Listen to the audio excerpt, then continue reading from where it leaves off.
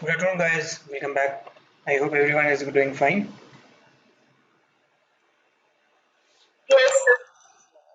That's great. So last lecture में हम लोग क्वांटम मैकेनिकल मॉडल स्टार्ट कर रहे थे और उसमें क्वांटम मैकेनिकल मॉडल में हम लोगों ने कुछ चीज़ें डिस्कस करी थी. We should go with that. But first of all, let's see a question जहाँ पे हम लोगों का एक कैलकुलेशन था और उसमें आई गेस आप लोगों ने चेक किया होगा, तो अगर ये सभी का आंसर आ रहा है तो then we can move on with that question.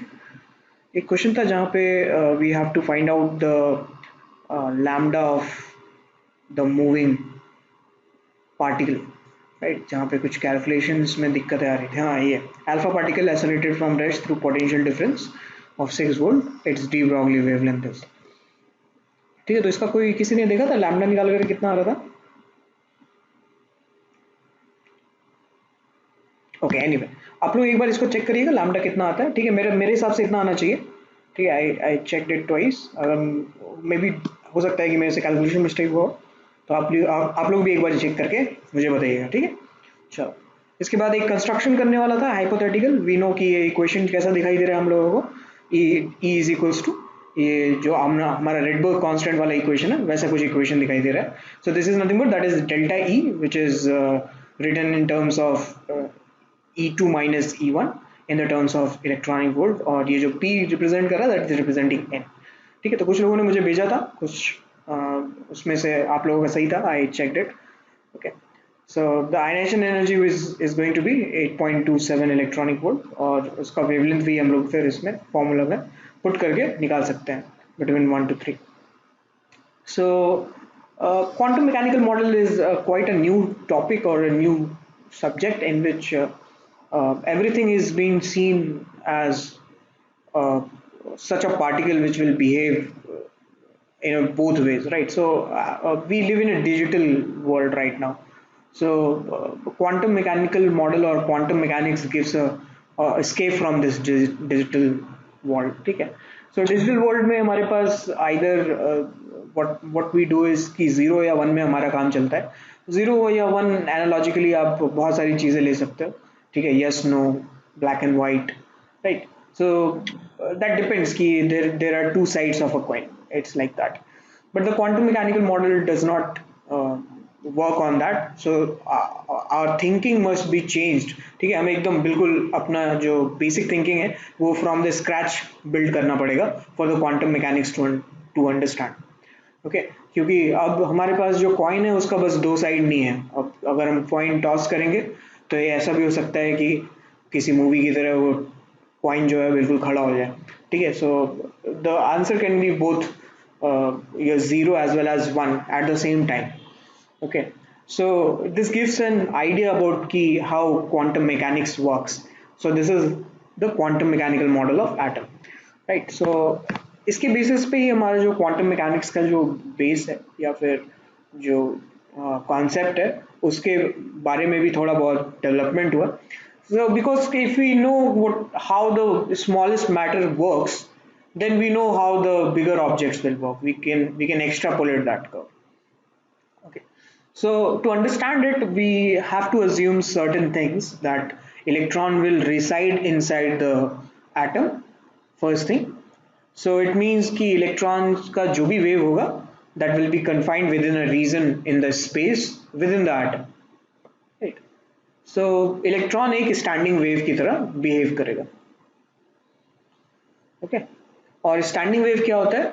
Standing wave is confined within the two region at which the end points will have node. Always node होगा उसमें. ठीक है. Standing wave का एक और property है कि every point या every node, ठीक है, more specifically every node will be node at each and every moment. ठीक है, हर मोमेंट पे जो नोड है हमारे पास, ये नोड ही रहेगा हमेशा. ओके, ये इसी पॉइंट पे रहेगा. ये पार्टिकल इसी पॉइंट पे रहेगा, ये पार्टिकल भी इसी पॉइंट पे रहेगा, apart from the ends. Okay, also we need to understand कि हमें अब बोर्स की जो बोर्स थ्योरी है उसको डी ब्रॉगली वेवलेंथ के साथ कनेक्ट करना पड़ेगा. हाँ, पूछो.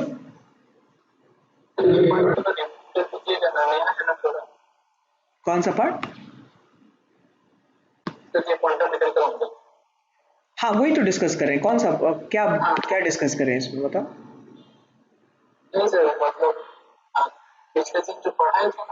हाँ हाँ मैं वही रिपीट कर रहा हूँ, इसीलिए हम तो फर्स्ट से एकदम इनिशियली से स्टार्ट कर रहे हैं। ठीक है, तो वही मैं कह रहा था कि वी हैव टू अज्यूम कि इलेक्ट्रॉन्स जो है behaves as both wave as well as particle nature. तो पार्टिकल नेचर तो हमें पता है कि बोर्स थ्योरी ने वो कवर कर लिया था। Now we have to cover the wave theory. ठीक है, तो क्वांटम मैकेनिकल मॉडल में जो श्रोडिंगर वेव इक्वेशन है उसमें श्रोडिंगर ने ये अज्यूम किया कि electron will have only wave nature. ठीक है, ऐसा नहीं है कि उसके पास पार्टिकल नेचर नहीं है, बट द थिंग इज कि wave nature will be dominant over the particle nature, because de Broglie wavelength जो है हमें वही बताता है कि अगर किसी का मोमेंटम बहुत कम हो बिकॉज ऑफ इट्स मास या फिर बिकॉज ऑफ इट्स वेलोसिटी और any of these two things, तो उसका वेवलेंथ जो है वो बहुत ज़्यादा होगा। ठीक है, सो इट मीन्स कि इलेक्ट्रॉन्स का वेवलेंथ जो है वो सिग्निफिकेंट होगा, that means it will have wave nature. Okay, so Schrödinger assumed that the electron is a wave and it is confined within atoms. और वो इलेक्ट्रॉन जो भी वेव बना रहा होगा that wave should be confined within the volume of that atom. Okay, so he came up with this equation of E psi is equals to H psi, where E is the total energy operator, H is Hamiltonian operator, ठीक है, and Sai is electron wave amplitude function. ठीक है, तो ये साई देख के डरना नहीं है, साई कुछ है नहीं, psi is just like x Y Z जो हम इक्वेशंस में वेरिएबल्स यूज करते हैं मैथमेटिक्स में, वही है। ठीक है, let's discuss more about this कि इक्वेशन जो है क्या रिप्रेजेंट करता है। जब आप फिजिक्स में पढ़ोगे वेव्स के बारे में तो you would be taught about one equation about कि D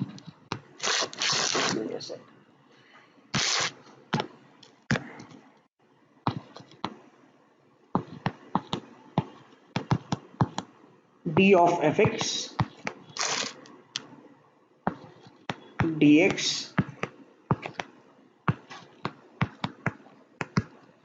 d by dx is equal to minus omega square F x, जहाँ पे ओमेगा जो है वो आपका 2 पाई बाई लैम्डा है। ठीक है, तो इसको मैं 2 पाई बाई लैम्डा को डायरेक्टली यहीं लिख देते हैं। हमको एक नया नया टर्म जो है वो इंट्रोड्यूस नहीं करना चाहता हूँ मैं, इसलिए मैं ये ओमेगा जो है वो हटा रहा हूँ। जस्ट मैं आपको ये एक आइडिया दे रहा था कि आप फिजिक्स में ये वेव में पढ़ोगे। मैं बता देता हूँ इसमें क्या क्या चीज़ें जो है क्या रिप्रेजेंट कर रही हैं। So I will be writing 4 pi square lambda square। ठीक है, इसमें जो हमारा fx है that fx is representing a function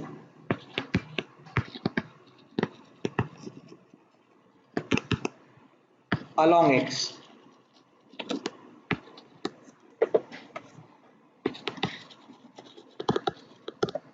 ठीक है,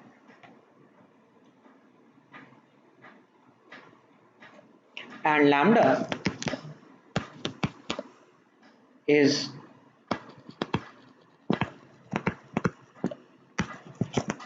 wavelength, sorry not wavelength, my bad, lambda is amplitude।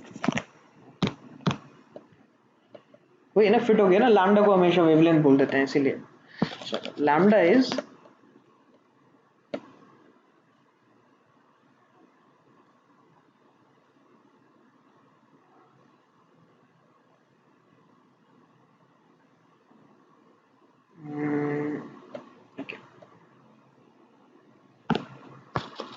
पहले से ही लिखा है, वेवलेंथ ऑफ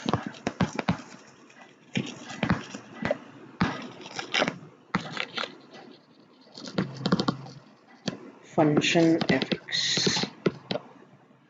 ठीक है, इसमें जो फंक्शन एफ एक्स है that is it is going along the x axis. Okay, और ये जो इक्वेशन हमें बताया जा रहा है, ये जो इक्वेशन ने लिखा है, it is representing the amplitude at any point.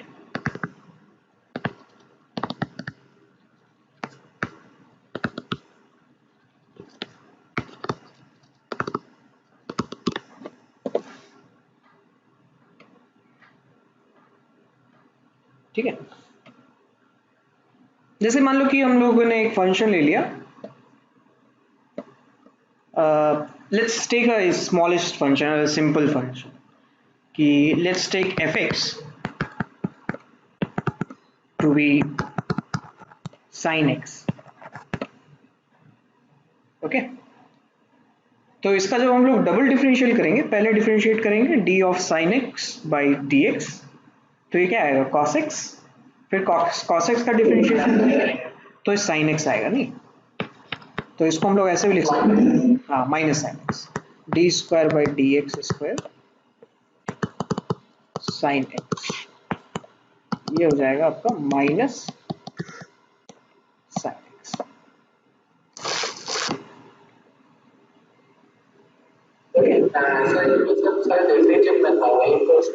Exactly, हाँ, वही एसएचएम में भी आता है ये इक्वेशन, बिल्कुल, है ना। तो वही इक्वेशन है वैसे, हाँ,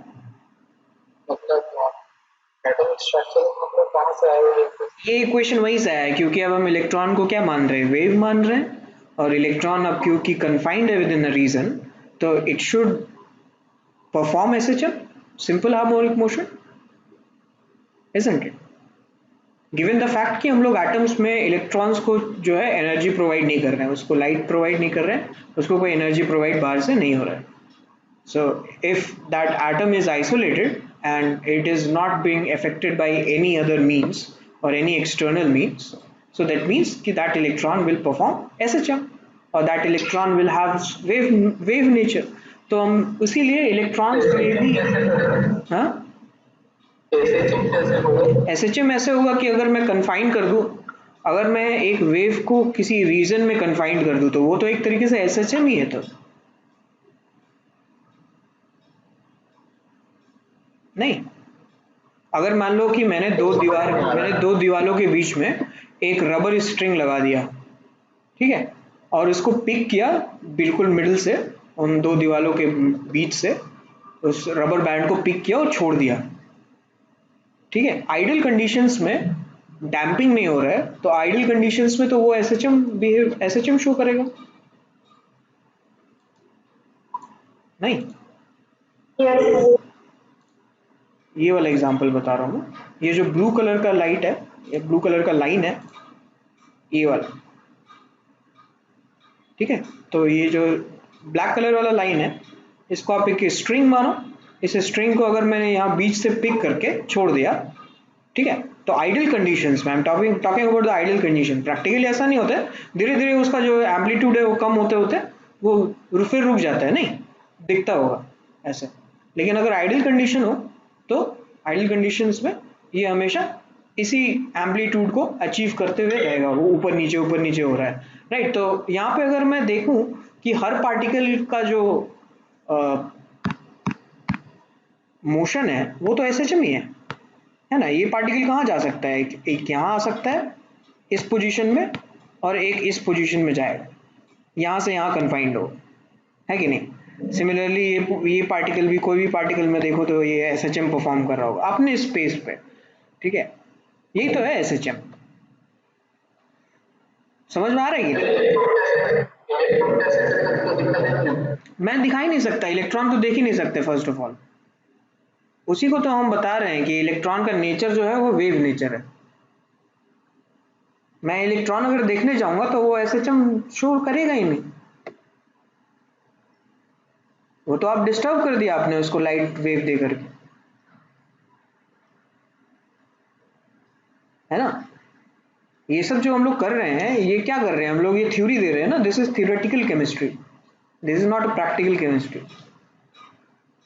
ओके, थ्योरी में we just propose a concept कि ये ऐसा होता हो on the basis of the experimental data, ठीक है।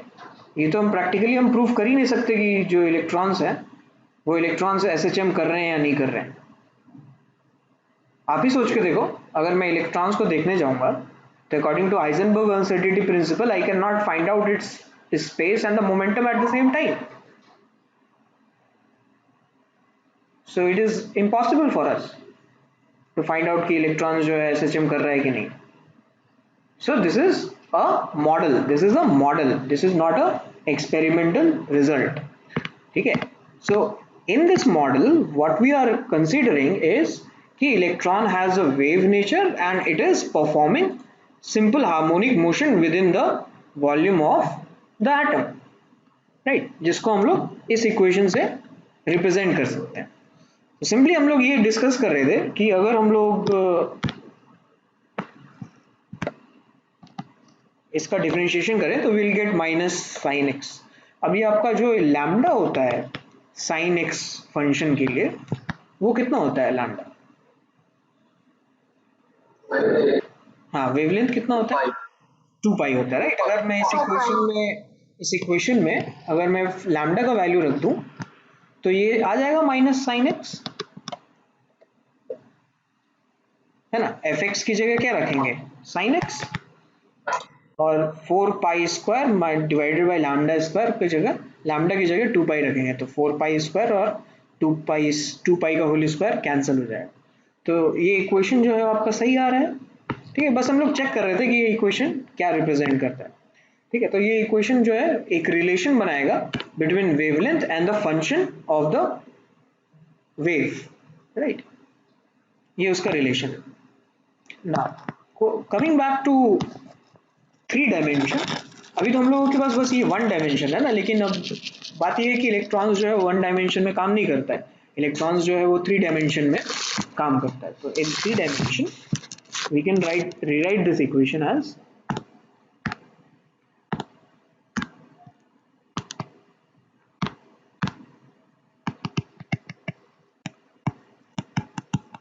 in 3D space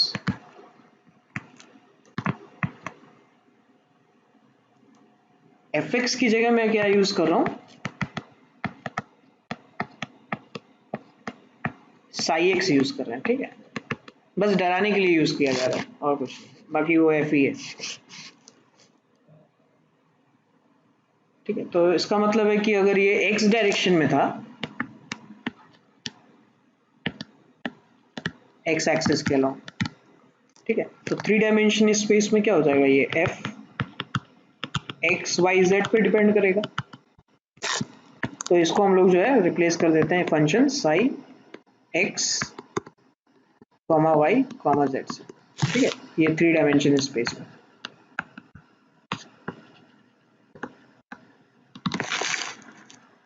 और यहां से हम लोग ये इक्वेशन लिख सकते हैं d square psi by d x square plus d square psi d y square plus d square psi dz square, that gets be equals to minus 4 pi square by lambda square psi x comma y comma z,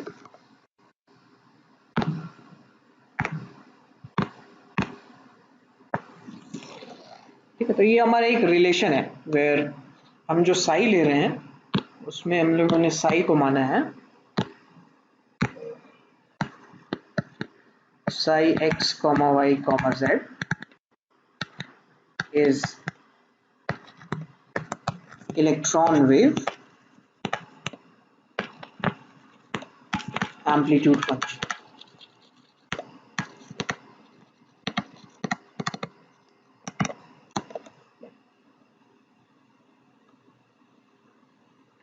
जो भी electron का wave है वो उसका जो amplitude बन रहा है ये उसका फंक्शन है, ठीक है।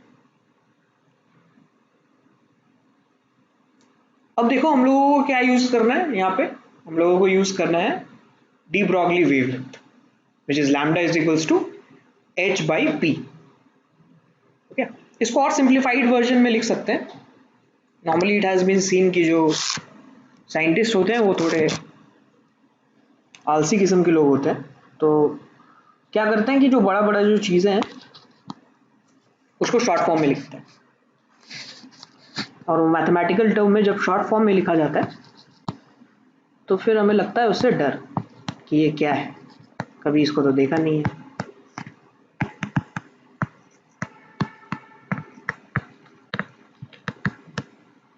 So this is a mathematical operator, just like d by dx, that is या d by dt, it is a mathematical operator. ठीक है, so ये भी एक mathematical operator है. ठीक है, इसको हम लोग डेल कहते हैं, del square.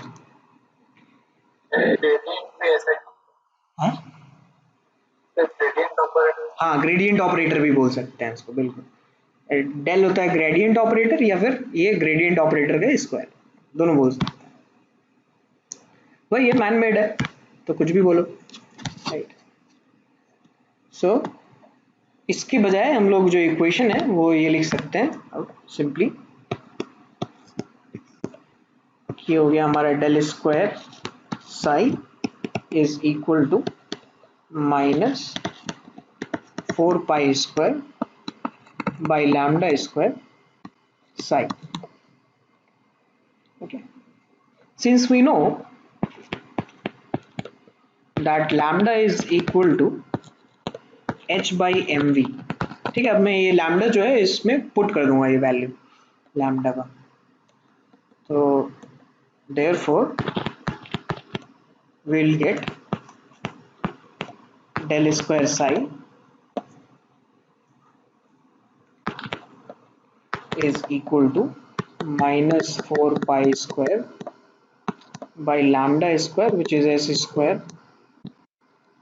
m square v square by lambda into lambda.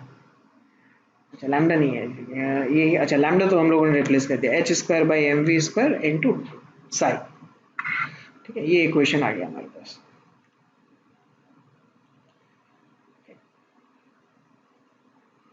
तो हम लोग यहाँ की स्मॉल एक छोटा सा ऑपरेशंस करते हैं जो कि हम लोगों को पता है क्या है.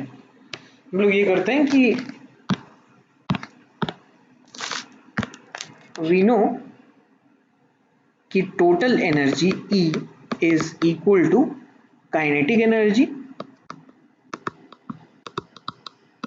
Plus potential energy. ठीक है, so this E is total energy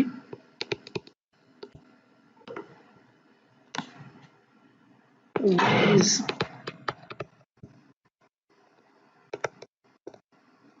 potential energy and Ke is kinetic energy.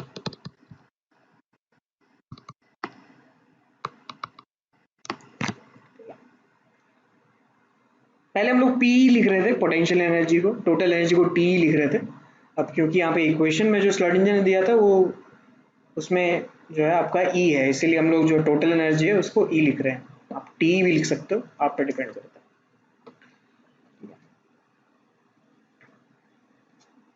इसके बाद वी नो कि kinetic energy is half mv square, right. अगर हम इसमें दोनों साइड m से मल्टीप्लाई कर दें, so 2mk is equal to m square v square, और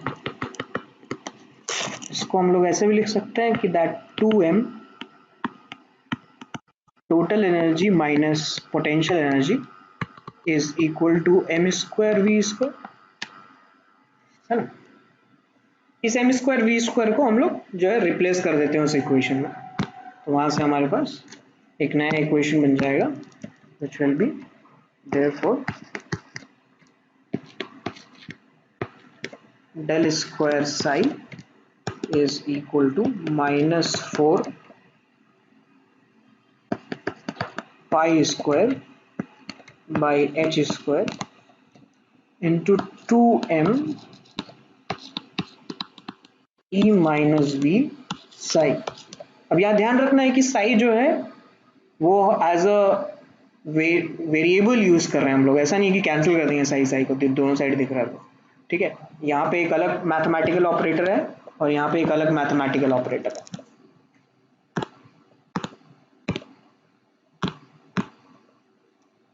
So this would be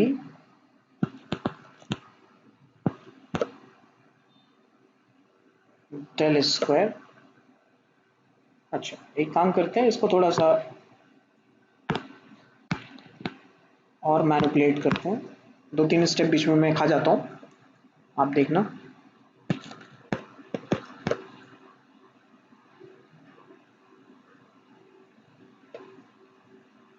H square by 8 pi square m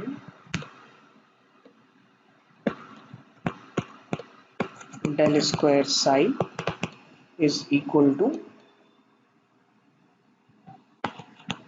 v minus e Sai.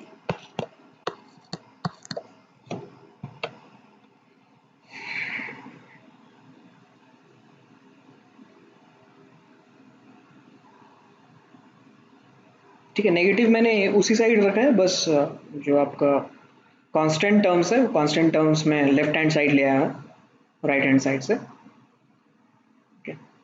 So we needed one equation which must look like E psi is equals to H psi, right? तो E psi मैं एक side रहने दूंगा और बाकी का जितना भी बच रहा है उसको मैं दूसरे साइड में ले आऊंगा, है ना।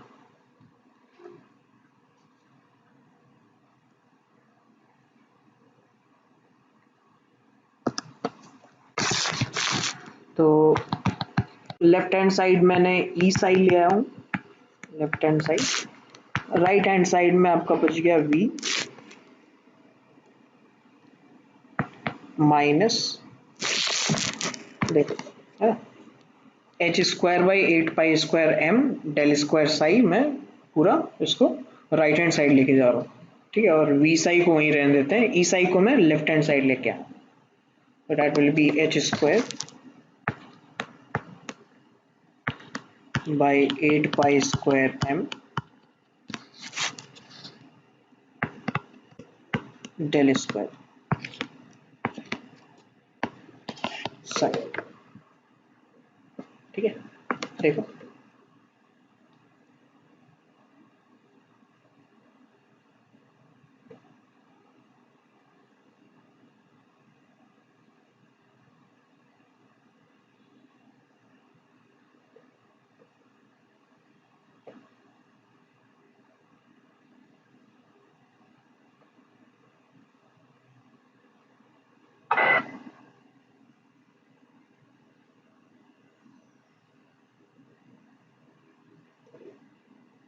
ठीक है, इसी इक्वेशन से हमारे पास ये वाला इक्वेशन आ गया। तो अब इसको हम लोग E psi is equals to H psi के फॉर्म में लिख सकते हैं।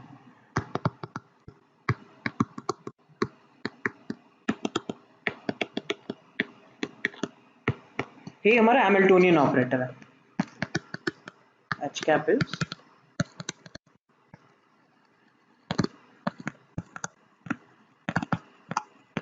हैमिल्टोनियन ऑपरेटर और इसका वैल्यू है, या यू कहें इक्वेशन है, v minus h square by 8 pi square m del square.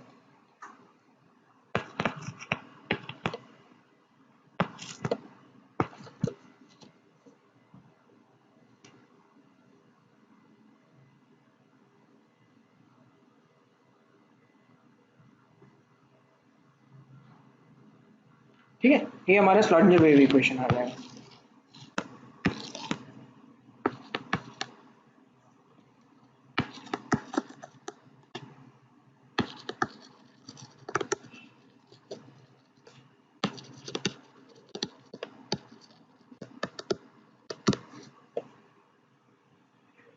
इसके जो सॉल्यूशंस हैं वो सॉल्यूशंस हमें इलेक्ट्रॉन्स का एड्रेस बताएंगे कि वो कहाँ है, किस एनर्जी स्टेट में है, कैसे किस शेप में जो है वो रिवॉल्व कर रहा है अराउंड द न्यूक्लियस। ठीक है, क्या एनर्जी स्टेट है, क्या साइज है, कितना दूर है। ठीक है, और श्रोडिंगर का जो ये इक्वेशन है, that equation is quite holds good for hydrogen atom, and it actually was very surprising to see कि ये बोर्स का जो मॉडल है उससे काफ़ी हद तक, या फिर बोर्स का जो जो भी इक्वेशन आया था, जो भी रिजल्ट आया था, वो वही रिजल्ट जो है आपका श्रोडिंगर वेव इक्वेशन भी देता है, same result. That's why Bohr's theory is considered to be one of the best theory at that times, क्योंकि उसमें जो है particle nature as well as wave nature के भी बारे में, हालांकि उसको पता नहीं था कि मैं वेव नेचर का डिस्कशन कर रहा हूँ, लेकिन उसने गलती से वो वेव नेचर ले लिया था उसका कहीं ना कहीं इक्वेशन में, क्योंकि जब भी जैसे ही उसने इक्वेशन लिखा m we are is equals to N H upon two pi, it means that he has considered कि वेव नेचर है। ठीक है, but the thing is, the important point is कि श्रोडिंगर वेव इक्वेशन का जो solution है, वो solution हमें जो है एड्रेस बताएगा इलेक्ट्रॉन्स का, कि इलेक्ट्रॉन्स कहाँ पे एग्जिस्ट कर रहे हैं। इसके सॉल्यूशन से हमारे पास जो है वो, या फिर यूं कहें तो इसके सॉल्यूशंस में तीन कांस्टेंट मिलते हैं, जिनको हम क्वांटम नंबर्स कहते हैं: principal quantum number, azimuthal quantum number and magnetic quantum number. ठीक है, तो अगर आप लोगों ने इसको लिख लिया है तो मैं वापस फिर से पेज में आता हूँ जहाँ हम लोग डिस्कस कर रहे थे श्रोडिंगर वेव इक्वेशन। आगे वाला पेज पर दिखाइए। हाँ, इसके आगे वाला पेज ये।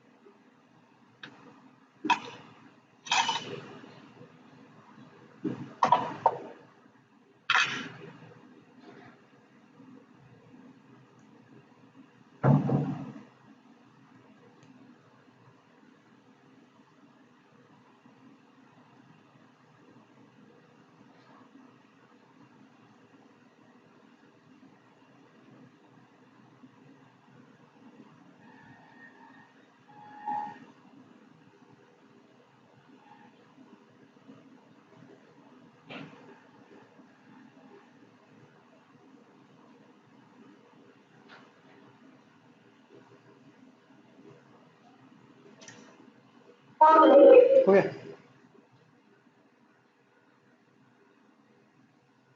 चलो, तो हम लोग पेजेस में ये डिस्कस कर रहे थे जो हमारा पीडीएफ था। तो ये हमारे पास इक्वेशन आ गया है, E psi is equals to H psi. जैसे कि मैंने आपको पहले बताया था कि यहाँ पे जो है हम लोग psi is our variable, just like f x, f y, f z. तो साई क्या है? एक तरीके से function of x Y z है, ठीक है। And e and h is a mathematical operator, जो कि आप मैथमेटिकल ऑपरेटर्स के बाद जो चीज लगाते हो that is a variable, like sine theta, cos theta. तो sine is the mathematical operator, theta is a variable. Okay, तो यहाँ पे आप साई साई कैंसिल नहीं कर सकते। ये इक्वेशन को आप फिर ऐसे नहीं लिख सकते कि E psi is equals to psi H. ठीक है, मतलब वेरिएबल जो पहले नहीं आ सकता वो हमेशा मैथमेटिकल ऑपरेटर के बाद में ही आएगा। ठीक है, तो यहाँ पे ई क्या रिप्रेजेंट कर रहा है हमारा? ये ई रिप्रेजेंट कर रहा है total energy of the system, and h is representing the Hamiltonian operator. मैंने आपको बता दिया हैमिल्टोनियन ऑपरेटर कैसा दिखता है। It's, you know what is the equation of the Hamiltonian operator. So the total energy of the system includes three factors. Sorry, my bad. Three factors. Okay. The one is the kinetic energy of all subatomic particles, like electrons, nucleus. ठीक है, फिर attractive forces between electron and nucleus, as well as the repulsive forces between electrons, और अगर nucleus में कोई है repulsion force, तो then that will also be included in the total energy of the system. ठीक है, साई क्या है हमारा? साई एक तरीके से फंक्शन ही है, right? Psi is a function which has no physical significance. जैसे हम अगर y is equals to sine x बोलेंगे, तो that mathematical equation has no physical significance. किसी भी चीज़ में फिजिकल सिग्निफिकेंस तब आता है जब हम उसमें यूनिट्स लगाते हैं। ठीक है, तो यूनिट्स इसका नहीं होगा, Sai will not have any units. और अगर हम इसका जैसे साई स्क्वायर लिखें, ठीक है, तो साई स्क्वायर रिप्रेजेंट करेगा electron probability density. It means कि probability of finding electron at a point in space. ठीक है, अगर हम इसको डीवी से मल्टीप्लाई कर देंगे तो ये फिर हमें बताएगा इलेक्ट्रॉन प्रोबेबिलिटी। ठीक है, the probability of finding electron in a small volume d v. Okay, तो साई के कुछ प्रॉपर्टीज हैं, जैसे psi can must be continuous, क्योंकि ध्यान में रखिए कि हम लोगों के पास जो साई है दैट इज अ फंक्शन। ठीक है, वो एक फंक्शन है, तो वो कंटिन्यूअस होना चाहिए। ऐसा थोड़ी होगा कि रोप में बीच में पॉइंट जो है वो मिसिंग है और आपका वेव जो है एक रोप से दूसरे रोप में ट्रांसफर हो रहा है विदाउट इवन कनेक्शन। ठीक है, so it must be continuous, it must be finite. ठीक है, इनफाइनाइट नहीं होना चाहिए इसका साई का जो वैल्यू। ठीक है, या फिर साई का जो फंक्शन है। ठीक है, तो Sai must be single value, मतलब अगर हम वन वैल्यू ऑफ एक्स रखें तो मुझे वन वैल्यू ऑफ वाई मिले, that is single valued function. Also, the probability of finding electron in overall all space between plus infinity to minus infinity is going to be 1, right? Because psi square, this is nothing but this is psi square dv का integration, right? तो आप इसको जो है वो ऐसे भी लिख सकते हो, from minus infinity to infinity psi square dv is 1। ठीक है, सो इट रिप्रेजेंट्स कि जो भी समेशन होगा प्रोबेबिलिटीज का, all the summations of the probabilities has a maximum value of 1। Okay, ना अब कुछ मैनिपुलेशंस देखते हैं, राइट? क्योंकि अब हमने अभी जो देखा कि साई को हम लोग लिख रहे हैं it is a function of x Y z. ठीक है, it depends on x Y z. So x Y z is what, it is perpendicular axis, या फिर यूं कहें तो एक रेक्टेंगुलर एक्सिस है, लेकिन जो एटम है हमारे पास वो तो स्फेरिकल होगा ना। ठीक है, तो काम आसान करने के लिए हम लोग क्या कर रहे हैं कि हम लोग जो एक्सिस है उस एक्सिस को चेंज कर देते हैं, राइट? तो एक्सिस कैन बी चेंज्ड। हमारे पास एक रेक्टेंगुलर एक्सिस है एक्स वाई जेड, एक हमारे पास स्फेरिकल एक्सिस है आर थीटा फाइव, और एक हमारे पास जो है वो सिलेंड्रिकल एक्सिस है। ठीक है, जिसमें हम आर और थीटा और एच डिफाइन करते हैं। ठीक है, वो स्फेरिकल और सिलेंड्रिकल जो है आप हायर क्लासेस में पढ़ोगे जब आप ग्रेजुएशन कर रहे हो उस टाइम पे। ठीक है, सो हम यहाँ पे अभी स्फेरिकल कोऑर्डिनेट्स पढ़ रहे हैं क्योंकि हमें जब पता है कि एटम्स जो है वो स्फेरिकल होगा तो स्फेयर्स में बात करना है, राइट? तो स्फेरिकल कोऑर्डिनेट्स में तीन वेरिएबल्स है just like x Y z, एक है आर, एक है थीटा, एक है फाइव। अब इसमें आर क्या रिप्रेजेंट कर रहा है? आर जैसे मान लेते हैं एक्स वाई जेड कोई एक्सिस है। ठीक है, इस एक्सिस में एक कोई point in the space is given as r, कि उसका distance from the origin is r. ठीक है, so this you can also consider it to be a vector. ठीक है, तो वेक्टर की तरह आर का जो है मैग्नीट्यूड रख रहा है, और इसका जो एंगल है वाई एक्सिस के साथ वो थीटा है। ओके, तो इसका हम प्रोजेक्शन लेते हैं, आर का प्रोजेक्शन लेते हैं वाई एक्सिस पे, है ना? तो अगर वाई एक्सिस पे प्रोजेक्शन लेंगे तो ये कितना आएगा, आर कॉस थीटा, राइट? और एक्स वाई प्लेन पे, सॉरी एक्स जेड प्लेन पे, हाँ एक्स जेड प्लेन पे जब लेंगे इसका प्रोजेक्शन तो ये आ जाना चाहिए आपका आर साइन थीटा। ओके, अब आता है third factor which is phi. Phi is the angle made by the projection of vector r in xz plane with z axis। Okay, तो ये हो गया आपका फाई। तो z equals to r sine theta cos phi हो जाएगा, और x क्या हो जाएगा? x हो जाएगा आपका r sine theta sine phi, right? तो हम लोग ऐसे जो इक्वेशंस है उसको आर थीटा फाइव में कन्वर्ट कर सकते हैं। ठीक है, तो हमने क्या किया कि स्फेरिकल कोऑर्डिनेट्स में इसको कन्वर्ट किया, into psi x comma y comma z into psi r theta और phi, ठीक है। तो जब हम इसको स्फेरिकल कोऑर्डिनेट्स में कन्वर्ट कर रहे हैं तो हम एग्जैक्टली इक्वेशन में दो पार्ट्स देख सकते हैं, ठीक है। कौन कौन सा पार्ट देख सकते हैं? एक part, one of part of the equation will be dependent completely on r and another part of the equation will be dependent completely on the angles which is theta and phi, ठीक है। तो जो भी part आपका सिर्फ r पर represent कर रहा है that is known as radial wave function which depends on the radius or the distance from the nucleus, and another part which is depending on the angles which is theta and phi, it is known as angular wave function which depends on the angles theta and phi, okay। तो इसका हम लोग जो है individually solutions निकाल सकते हैं, angular wave function का अलग निकाल सकते हैं, रेडियल वेव फंक्शन का अलग सॉल्यूशंस निकाल सकते हैं, ठीक है। जो रेडियल वेव फंक्शन है वो रेडियल वेव फंक्शन का जो इक्वेशंस है और या जो सॉल्यूशन है, ठीक है। सो द सॉल्यूशन, ये इसको मैं वहां लिखता हूं जहां पे हम लोगों ने प्रूफ किया है, वहां पे लिखते हैं।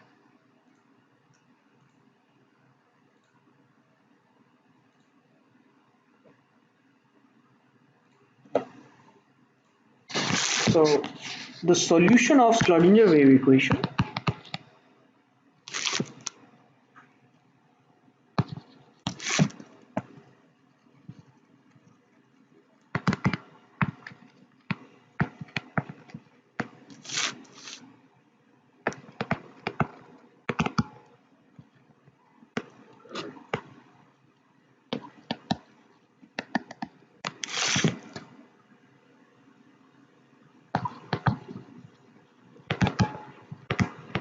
consists of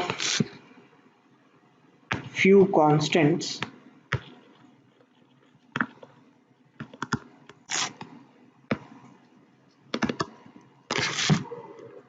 which represents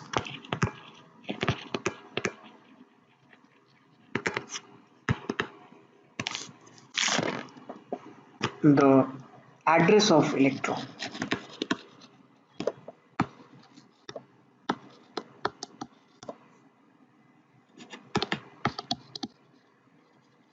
These constants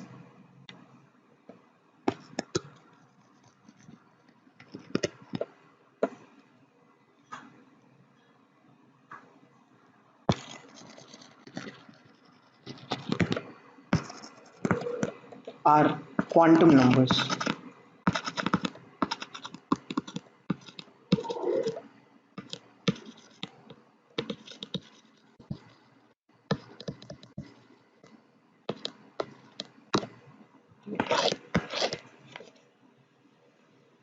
कौन कौन से क्वांटम नंबर्स है? तीन क्वांटम नंबर्स हमारे पास, प्रिंसिपल क्वांटम नंबर,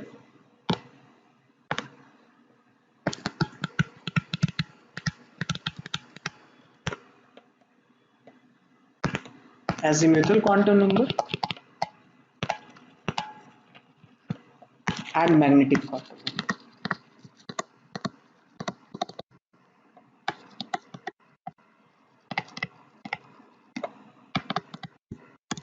ठीक है। एक और क्वांटम नंबर है which is spin quantum number which is man made, ठीक है, आदमियों ने बनाया उसको खुद के कन्वीनियंस के लिए।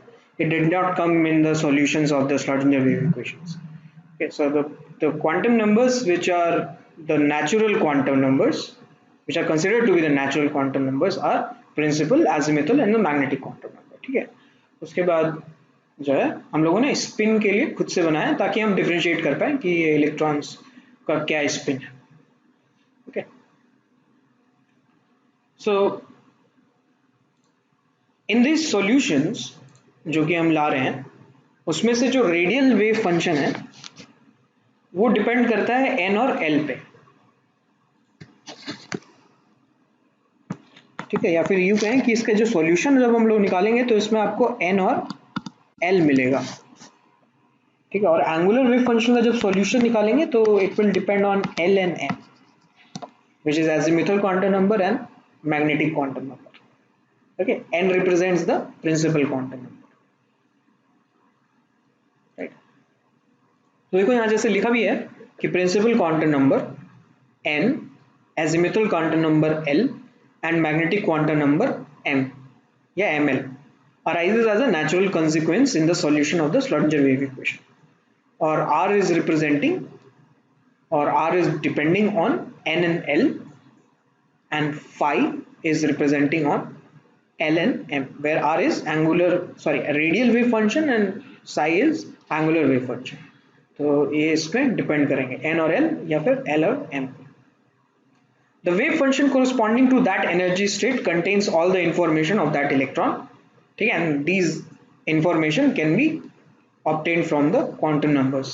So such wave functions of hydrogen or hydrogen species with one electrons are called atomic orbitals. Okay, so ये जो श्रोडिंगर वेव इक्वेशन है, पहली बात तो ये कि ये इक्वेशन जो दिया गया है या इसका सॉल्यूशन जो निकाला गया वो हाइड्रोजन एटम्स के लिए निकाला गया. हमने ये जो कॉन्सेप्ट है, कॉन्सेप्ट तो जो फर्स्ट लाइन इसका मतलब क्या है? कौन ये वाला psi of r theta phi equals to r of r, जो सिंबल है उसका क्या मतलब है? अच्छा, तो अभी जैसे मैंने आपको बताया कि साई को हम लोगों ने स्फेरिकल कोऑर्डिनेट्स में चेंज कर लिया, right, r theta and phi. Okay, तो अब हमारे पास उस इक्वेशन में कुछ टर्म्स हैं जो कि आर पे डिपेंड कर रहे हैं, ठीक है, मतलब डिस्टेंस पे डिपेंड कर रहा है, और कुछ टर्म्स जो हैं वो एंगल्स पे डिपेंड करेंगे, थीटा या फाई पे, ठीक है. तो फंक्शन को मैं ऐसे लिख सकता हूं, that is a multiple of two functions. One function will be dependent only on r and other function will be dependent only on theta and phi, ठीक है. तो इसको हम लोगों ने फंक्शन को एक्चुअली हम लोगों ने ब्रेक किया है.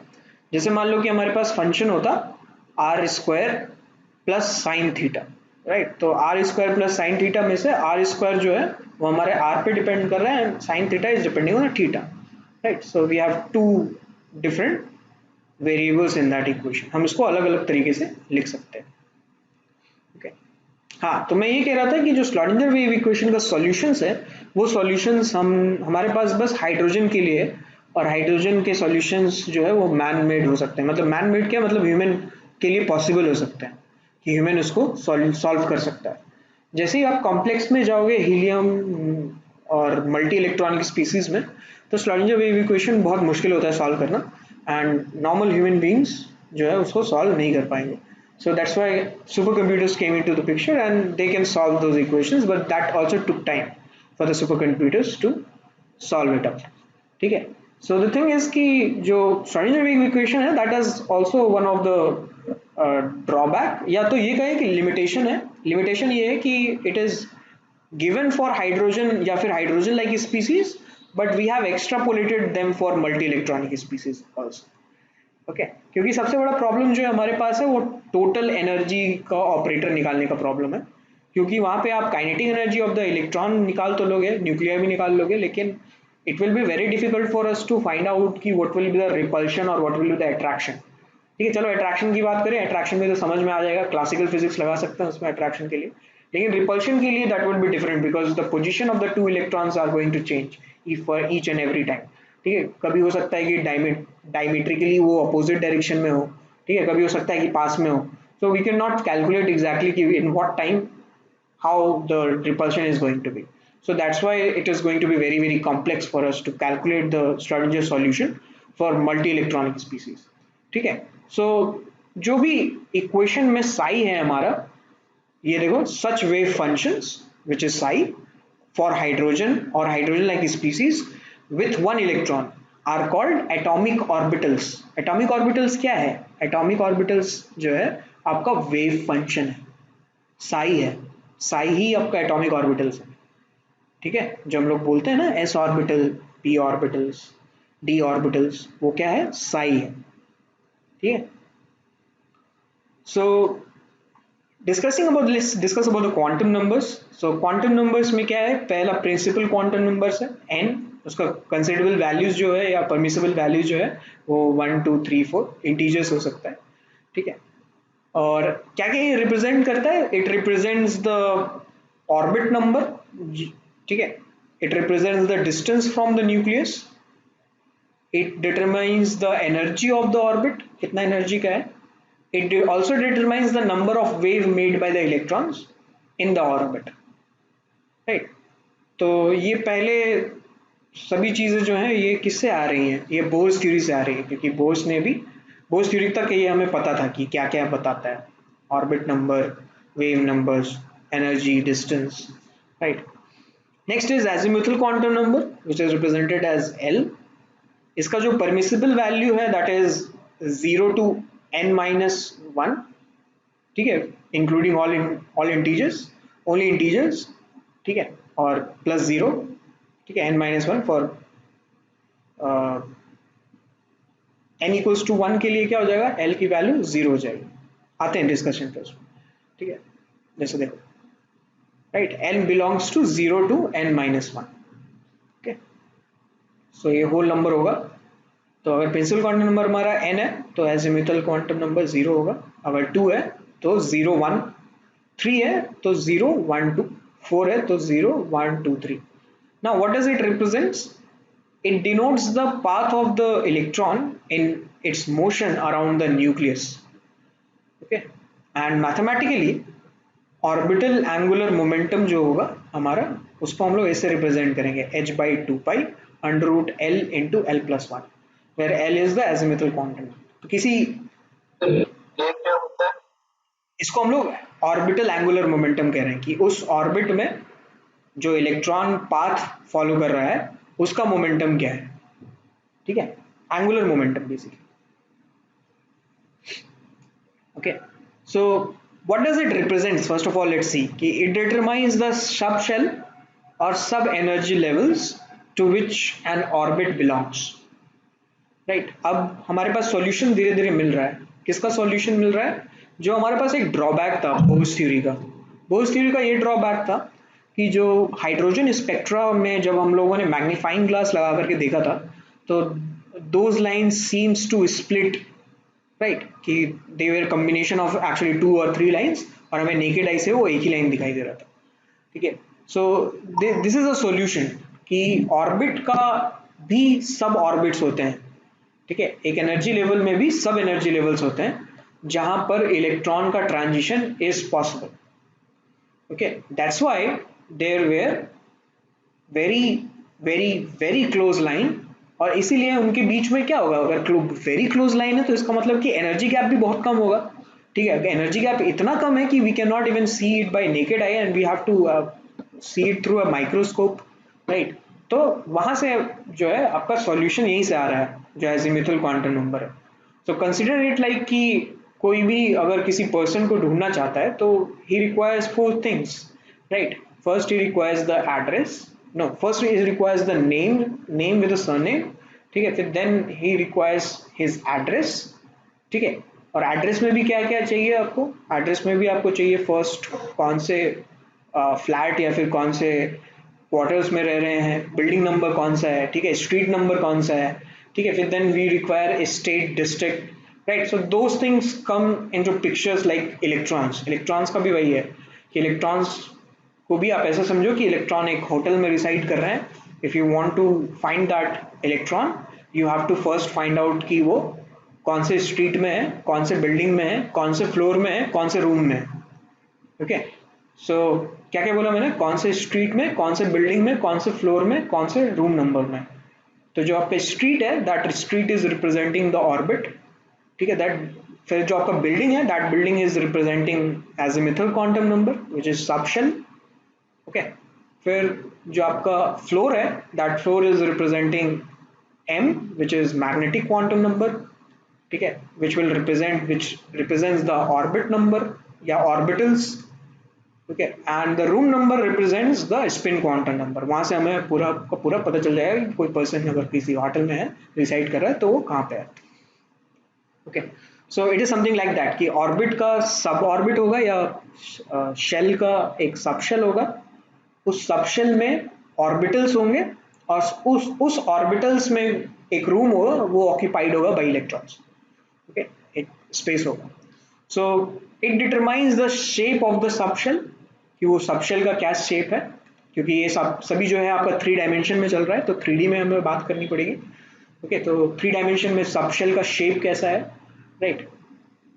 इट मीन्स कि जो जो भी ऑर्बिट होगा वो एक डिस्टेंस जो है वो मेजर करेगा या फिर एक डिस्टेंस बताएगा फ्रॉम द न्यूक्लियस। जो एजिमुथल क्वांटम नंबर है वो अब शेप बताएगा, ठीक है, कि उस पूरे वॉल्यूम में, उस पूरे स्फेरिकल वॉल्यूम में कितना वॉल्यूम जो है वो इलेक्ट्रॉन्स ऑक्यूपाई कर सकता है, ठीक है, that is subshell. So it determines the shape of the subshell. It also identifies the energy along with the principal quantum number, ठीक है, ये एनर्जी भी रिप्रेजेंट करता है। तो जितने भी क्वांटम नंबर्स हमारे पास, all 4 among them 2 represents energy, ठीक है, एक प्रिंसिपल क्वांटम नंबर और एक एजिमुथल क्वांटम नंबर, और कोई क्वांटम नंबर एनर्जी रिप्रेजेंट नहीं करता है। ऑलराइट, फिर अगर हम इसका शेप देखेंगे तो जैसे एजिमुथल क्वांटम नंबर का अगर 0 है तो it is denoted by s, it is taken from the word sharp. इसका शेप जो है स्फेरिकल होता है, ठीक है, तो it is representing the space within which the electrons can reside. हाँ,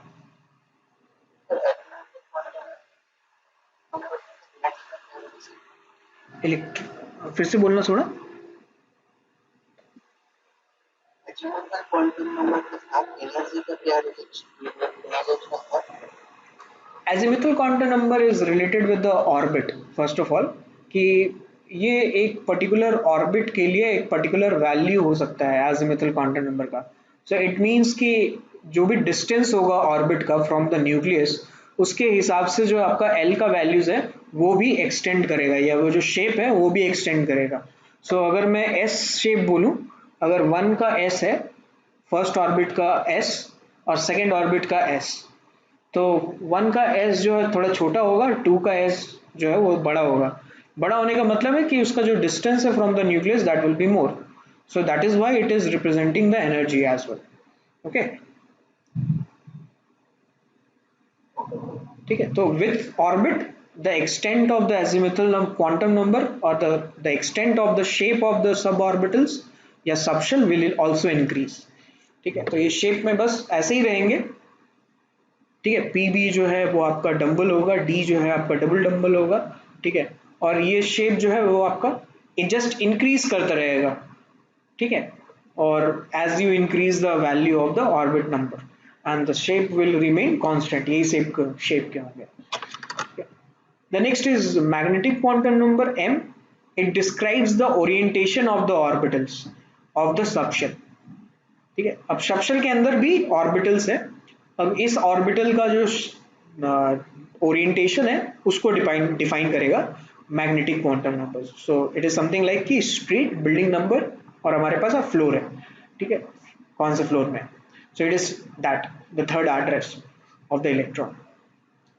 it identifies the number of orbitals in a subshell, एक सबशेल में कितने ऑर्बिटल्स है, तो समथिंग लाइक कि एक फ्लोर में कितने रूम्स होंगे, ठीक है, या फिर चलो इसको अदर वे अराउंड कि एक बिल्डिंग में कितने फ्लोर होंगे, समथिंग लाइक दैट, राइट। सो यहाँ पे जो आपका सबशेल है उस सबशेल में कितने ऑर्बिटल्स हैं, it is represented by magnetic quantum number.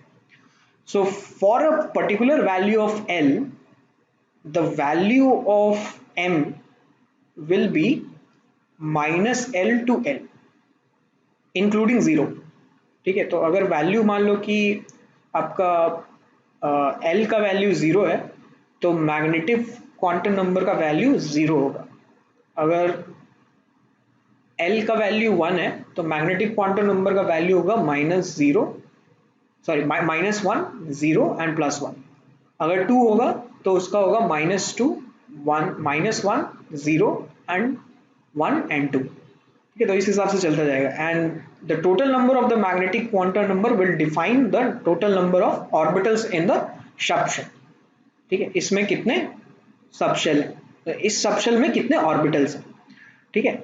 This is subshell and this is orbitals, right. तो जैसे L इक्वल्स टू 1 में इसका मतलब है L इक्वल्स टू 1 मतलब इस सबशेल में कितने ऑर्बिटल्स हैं, 3 ऑर्बिटल्स हैं इसमें, -1 0 एंड +1, ठीक है। तो आप -1 किसी को भी असाइन कर सकते हो, तो दिस इज p ऑर्बिटल, जैसे हमने l इक्वल्स टू 1 बोला तो p ऑर्बिटल है, तो p ऑर्बिटल के 3 ओरिएंटेशन होंगे, px py एंड pz, ठीक है, एक y एक्सिस में, एक x एक्सिस में और एक z एक्सिस में आपका, ठीक है। Similarly l equals to 2 is representing d subshell, d subshell में भी 5 ऑर्बिटल्स होंगे, उन 5 ऑर्बिटल्स के ओरिएंटेशन होंगे कुछ इस तरीके से, d x square minus y square, d x y, d y z, d z x और डी जेड स्क्वायर। तो ये ओरिएंटेशन आप देखो, जैसे डी एक्स वाई क्या बोल रहे हैं, मैं आ रहा हूँ आपके डाउट पे, डी एक्स वाई हो रहा है तो ये एक्स वाई एक्सिस में लाई कर रहा है ना, और डी वाई जेड आपका वाई जेड एक्सिस में लाई कर रहा है, और डी एक्स जेड आपका एक्स जेड एक्सिस में लाई कर रहा है। D x square minus y square क्या है, इसके जो लोब्स हैं वो एक्स वाई प्लेन में, सॉरी एक्स वाई एक्सिस से बिल्कुल कोइंसाइड कर रहे हैं, है ना, बाकी के नहीं कर रहे, बाकी के बीच में थे। डीजेड में क्या है कि डीजेड में आपका जेड एक्सिस में 2 लोब होगा और एक रिंग होगा यहाँ पर, ठीक है, it's a ring, it's a hollow ring, मतलब जो आप अंगूठी पहनते हो ना वैसा वाला रिंग, ठीक है। और वो रिंग हाँ नहीं डबल नहीं, ठीक है। तो ये जो रिंग है, वो रिंग के बिल्कुल बीच में जो सेंटर होगा, वो सेंटर में आपका ये पॉइंट लाई कर रहा होगा, ये जो पॉइंट है, ये वाला जो पॉइंट है, जो जो मीटिंग पॉइंट है बेसिकली दो डंबल का, right?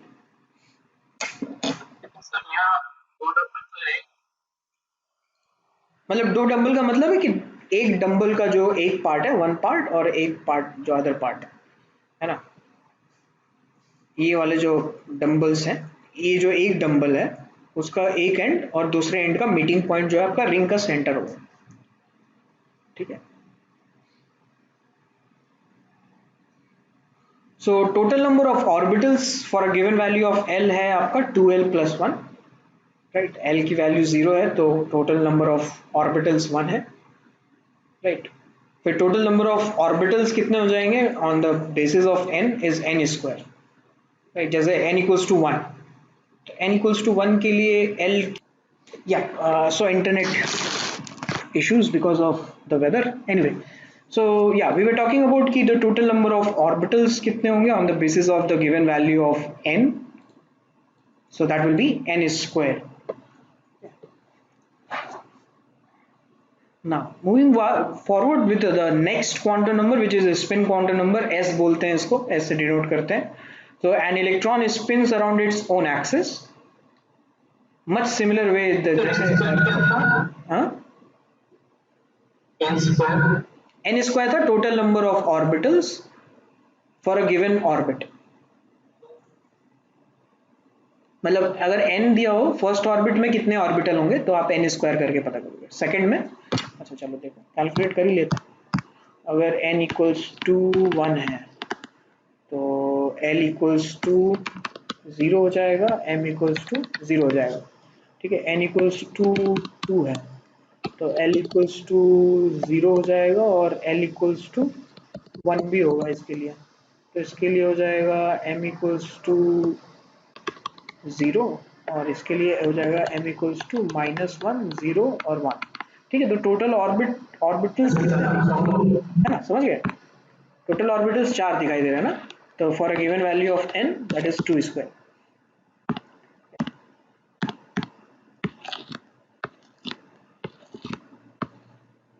हाँ तो ये आप एक चीज़ और डिस्कस करना है कि यहाँ पे जो आपका वैल्यूज़ है -1 0 और +1, ये आप किसी को भी दे सकते हो, ये फिक्स नहीं है, ठीक है। ये ऐसा इसीलिए है क्योंकि एक्सिस कभी भी फिक्स नहीं होता है, आप ऐसा नहीं बोल सकते कि हम ऊपर जाएंगे तभी वाई एक्सिस है, अब कोई मान लो कोई बोलेगा नहीं मैं उसको जेड एक्सिस मानूंगा, कोई बोलेगा नहीं मैं इसको एक्स एक्सिस मानूंगा, तो ठीक है उसमें फिर जो है आपका एनोमलीज आने लगेंगे जब भी आप पर्सन टू पर्सन चेंज करोगे, तो दैट्स वाई यहाँ पे जो एक्सिस है उसका जो वैल्यू है वो आप कभी भी फिक्स नहीं रख सकते, हाँ, स्टैंडर्ड देखोगे तो जो साइंटिफिकल वर्ल्ड में हमारे पास स्टैंडर्ड एक्सिस है, that is the Z axis, और जेड एक्सिस को हम लोग जीरो डिफाइन करते हैं, ठीक है। जो भी आपका पी जेड होगा उसके लिए एम की वैल्यू जीरो डिफाइन करेगी, but that is a standard तरीका। अभी हमारे लेवल पे एनसीईआरटी लेवल तक जो है वो आप कभी भी किसी भी चीज को फिक्स वैल्यू नहीं मानोगे, ठीक है। ये कभी भी जैसे पी वाई को भी आप जीरो भी बोल सकते हो, पी वाई को प्लस वन भी बोल सकते हो, और पी वाई को माइनस वन भी बोल सकते हैं। स्पिन क्वांटम नंबर क्यों आ रहा है? स्पिन क्वांटम नंबर इसलिए आ रहा है क्योंकि जैसे earth is revolving around the sun as well as it is revolving around its own axis, ठीक है। इसी तरीके से स्पिन जो है इलेक्ट्रॉन्स में भी देखा गया है। So the the direction of the spin might be different, right. कैसा कैसा हो सकता है कि इलेक्ट्रॉन का क्लॉकवाइज हो सकता है या एंटी क्लॉकवाइज हो सकता है, डिपेंडिंग ऑन दैट हमने उसमें स्पिन क्वांटम नंबर्स जो है वो इंट्रोड्यूस कर किया है। So you should mind that the spin quantum number is not a natural solution of the Schrodinger wave equation, okay. So this is actually human made, ऐसा बोल सकते हैं, because we have to make things clear as well as understandable or as well as easy, so that's why we introduced a next quantum number, right? So आप clockwise को जो है इसमें जो वैल्यूज देते हैं एस को, वो प्लस हाफ और माइनस हाफ देते हैं, ठीक है। और प्लस हाफ आप किसी को भी दे सकते हो, माइनस हाफ आप किसी को भी दे सकते हो, ठीक है। इट इज नॉट फिक्स्ड कि क्लॉकवाइज है तो उसको प्लस हाफ ही देना है या माइनस हाफ ही देना है, राइट।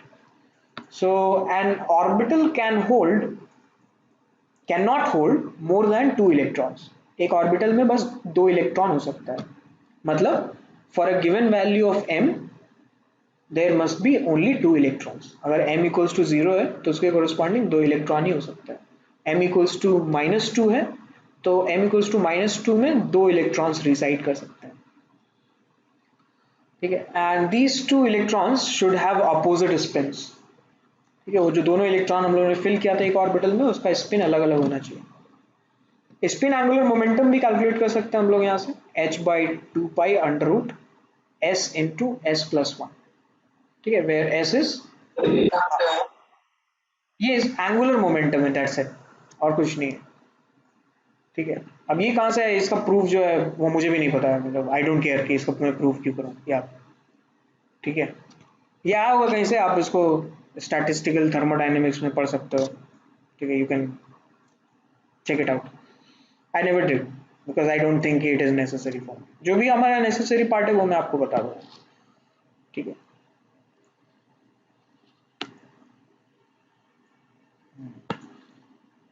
हाँ, तो ये आपका जो angular momentum, spin angular momentum, spin की वजह से जो एंगुलर, हाँ, समझ सकते हैं उसको कि क्या है ये, दूसरे स्पिन की वजह से जो एंगुलर मोमेंटम है वो है, ठीक है। स्पिन में जो खुद के एक्सिस में जो स्पिन कर रहा होगा उसकी वजह से जो एंगुलर मोमेंटम है वो क्या है, वो ये वैल्यू आपको बताएगा, ठीक है। और जो एजिमुथल क्वांटम नंबर था उसकी वजह से भी एक वो एंगुलर मोमेंटम दिखाई दे रहा था हम लोगों को, which was orbital angular momentum, ठीक है। ऑर्बिटल एंगुलर मोमेंटम किसकी वजह से होगा, ये इसकी वजह से होगा, path of the electrons in its motion. तो जो इलेक्ट्रॉन मूव कर रहा है, मूवमेंट की वजह से जो इलेक्ट्रॉन का किसी सबशेल में, उसका angular momentum is orbital angular momentum, ठीक है। तो जैसे एस सबशेल है तो एस सबशेल में एंगुलर ऑर्बिटल एंगुलर मोमेंटम क्या हो जाएगा, जीरो, क्योंकि एल की वैल्यू जीरो होगी।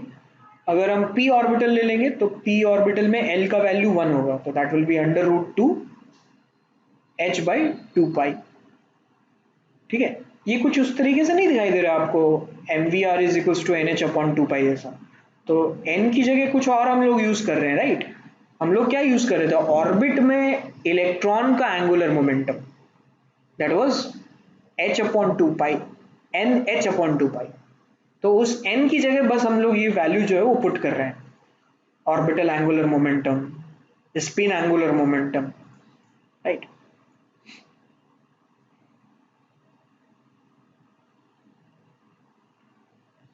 रिप्रेजेंटेशन देखो, नॉर्मली कोई भी ऑर्बिटल्स है या सबशेल है या ऑर्बिट है, उसको हम लोग कैसे रिप्रेजेंट करते हैं। तो सबशेल को पहले देखते हैं रिप्रेजेंटेशन, इसको हम लोग एन और एल के टर्म्स में रिप्रेजेंट करते हैं, जैसे वन एस, टू एस, ठीक है, टू पी, राइट। अगर 1s बोल रहे हैं तो n equals to 1, l equals to 0 हो गया। 2p बोल रहे हैं तो 2 जो है आपका सेकेंड ऑर्बिट है और p is representing l equals to 1।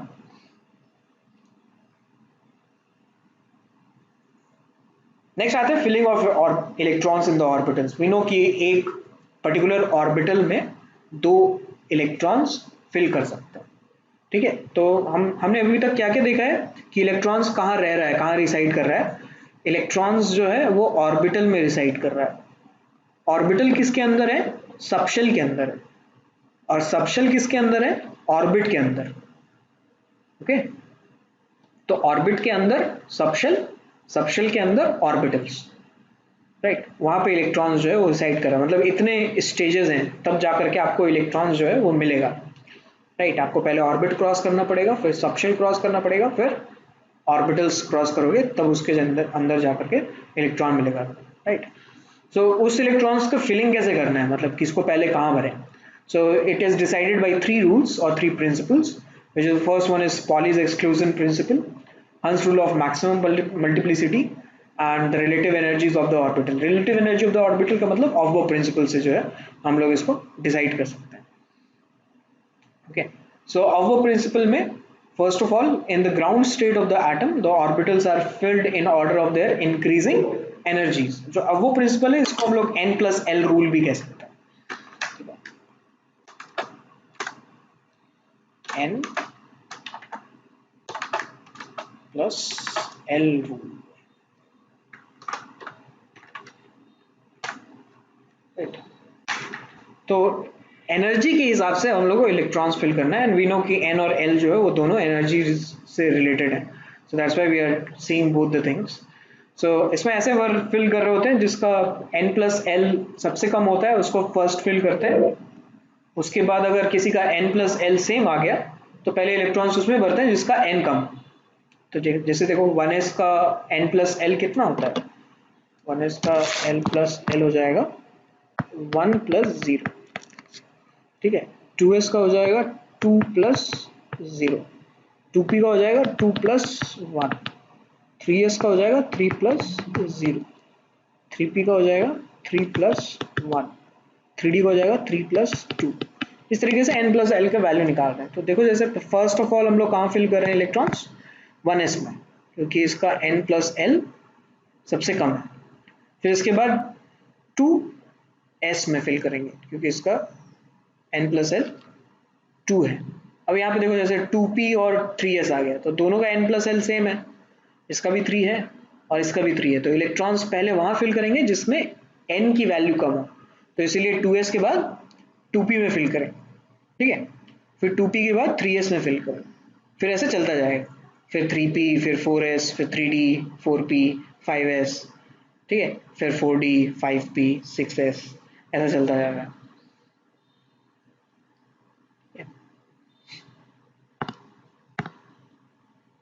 अब यहाँ तो इलेक्ट्रॉन्स हम लोगों ने भर दिया। Next is Pauli's exclusion principle, ठीक है। अभी हम लोगों ने बस जो है सबशेल तक इलेक्ट्रॉन्स भरे हैं, राइट। अब जब ऑर्बिटल्स में आएंगे तो क्या करेंगे?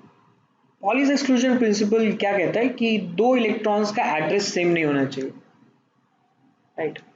तो जैसे मान लो कि मैं लिख रहा हूँ ऐसे 1s2, ठीक है। तो 1s2 में s सबशेल में एक ऑर्बिटल है, ठीक है। तो इस ऑर्बिटल को बॉक्स से नॉर्मली रिप्रेजेंट करते हैं, दिस इज रिप्रेजेंटिंग 1s। तो यहाँ ऐसा नहीं होना चाहिए कि ये जो इलेक्ट्रॉन्स हम लोग फिल कर रहे हैं वो सेम स्पिन का हो। अगर सेम स्पिन का होगा तो इस इलेक्ट्रॉन का भी n is 1, l is 0, m is 0 and s is 0।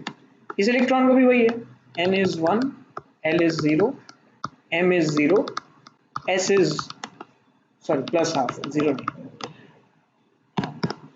ये प्लस हाफ, ये भी प्लस हाफ। अगर मान लो प्लस हाफ ले तो ये नहीं होना चाहिए। पॉलीज एक्सक्लूजन प्रिंसिपल, पॉली का ये कहना था कि भाई ये नहीं करना है हम लोगों को। हम लोग को इलेक्ट्रॉन्स का जो एड्रेस है, all 4 address must not be same, कोई एक ना एक डिफरेंस होना चाहिए या डिफरेंट होना चाहिए। तो इसीलिए हम लोगों ने ये डिसाइड किया कि भाई एक इलेक्ट्रॉन का जो स्पिन है उसको अपोजिट रखते हैं। तो इससे काम बन जाएगा। ठीक है, इसका s जो है अब -12 हो जाएगा। तो ये सब पूरा पूरे चारों एड्रेस सेम नहीं है दोनों इलेक्ट्रॉन्स, हालांकि वो दोनों एक ही कमरे में रह रहे हैं।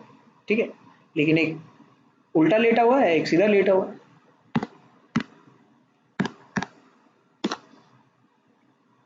So the maximum number of electrons in shell with principal quantum number n is 2n square। ठीक है, इतने होते हैं, मतलब अगर n इक्वल्स टू 2 रखेंगे तो टोटल 8 इलेक्ट्रॉन्स फिल कर सकते हैं, n इक्वल्स टू 3 रखेंगे तो उसमें टोटल 18 इलेक्ट्रॉन्स फिल कर सकते हैं, n इक्वल्स टू 4 रखेंगे तो उसमें टोटल 32 इलेक्ट्रॉन्स फिल कर सकते हैं। तो ऐसा चलता जाएगा। फिर next is Hertz rule of maximum multiplicity. ये Hertz rule of maximum multiplicity क्या कह रहा है कि अगर मान लो कि हमारे पास है 2p2 राइट, ऐसे इलेक्ट्रॉन्स, तो p ऑर्बिटल जो है उसके 3 ओरिएंटेशन है, px py pz। ठीक है, तो ये p सबशेल में 3 ऑर्बिटल्स, तो ये रिप्रेजेंट करने, मान लो कि इसको px बोल रहे हैं, ये py बोल रहे हैं और ये pz। ठीक है, और नॉर्मली जो y एक्सिस है आपका वो एनर्जी रिप्रेजेंट करता है। ठीक है, तो एनर्जी मतलब 2p का एनर्जी सेम होगा सभी का, px का 2px 2py 2pz, इसलिए इसको जो है सेम लेवल पे ड्रॉ करता है, px py pz, है ना। 2s इसके नीचे हो, ये 2s। तो अगर 2p2 में इलेक्ट्रॉन्स फिल करना है तो 2 इलेक्ट्रॉन्स फिल करना है, तो कैसे फिल करें? हमारे पास 2 ऑप्शंस हैं। पहला ऑप्शन क्या है कि इलेक्ट्रॉन्स जो है वो या तो आप ऐसे फिल कर लो, या तो फिर इलेक्ट्रॉन्स ऐसे फिल कर लो अलग अलग रूम में।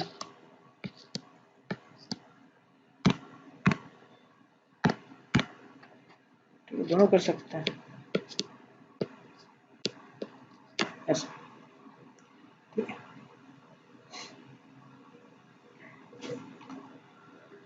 तो Hund's rule of maximum multiplicity states that the pairing of electrons in the orbitals belonging to the same subshell p, d or f does not take place until each orbital belonging to that subshell got 1 electron each।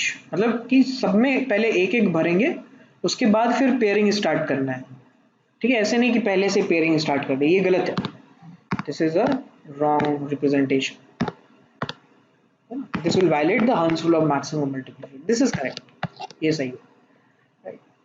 ऐसा इसीलिए होता है क्योंकि जब भी आप electrons को pair करते हो तो उसके corresponding you will have to provide certain amount of energy which is called as the pairing energy, right? उस pairing energy के लिए the system has to provide energy for that pairing, and it does not happen until unless each and every space has been filled। ठीक है, क्योंकि system पहले energy क्यों देगा किसी को? ठीक है, आप इट्स समथिंग लाइक दैट कि मेरे पास इतने पैसे हैं और मैं पहले पैसे खर्च क्यों करूं until unless it is important for me, right? हालांकि हम लोग बहुत कुछ खर्चा करते हैं, मतलब that is not the matter, I am talking about the ideal case scenario. Atoms में दिमाग नहीं है, बट द थिंग इज कि nature works in that fashion कि until unless the energy is not required या फिर that process is not required, that won't happen, right? So that is the term, that is where the term spontaneity came into the picture कि ये चीज जो है spontaneous है। So this thing is not spontaneous कि electrons जो है पहले पेयर कर ले उसके बाद इलेक्ट्रॉन्स फिल करें। हाँ, ठीक है, तो स्पेस पहले भरेंगे, सारे का सारे स्पेस पहले फिल होगा, उसके बाद फिर पेयर होगा। ठीक है, क्योंकि पेयरिंग एनर्जी लगेगी आपको पेयर करने में, या एटम को देना पड़ेगा वो पेयरिंग एनर्जी, इसलिए पेयरिंग पहले नहीं होगा, है ना। हाँ, जो हमारे इलेक्ट्रॉन है वो तो ऑपोजिट स्पिन में भी हो सकता है ना। अपोजिट स्पिन में हाँ मतलब पहले इधर सीधा और फिर कर सकते हैं। अ,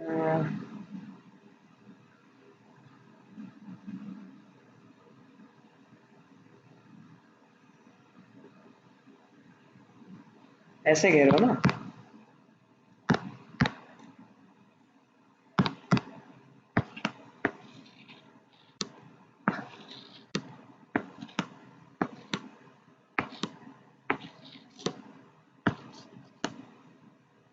ऐसे कह रहे हो कि ऐसे भी हो सकता है, चलो 3 ही बनाते हैं, हाँ ये बनाते हैं।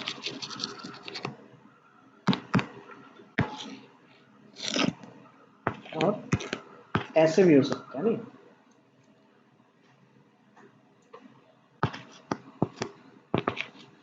ऐसे। नहीं, मैं बोल रहा हूँ एक सीधा एक उल्टा। अच्छा, एक सीधा एक उल्टा,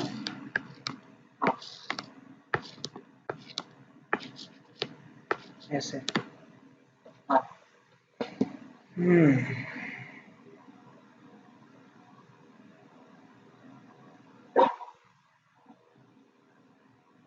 ये कोई रूल वायलेट करेगा क्या?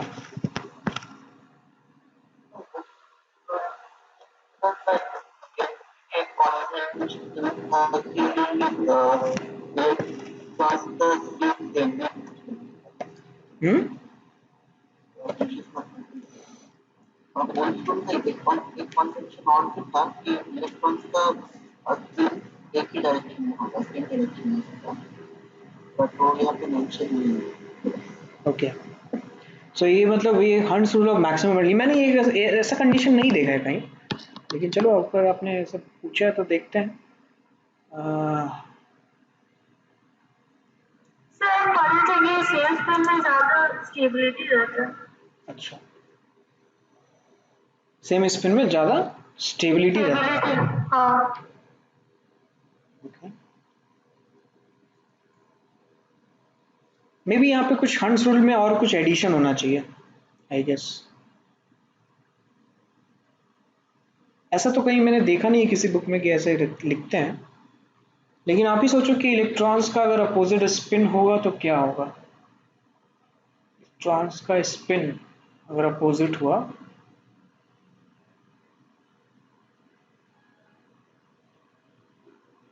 तो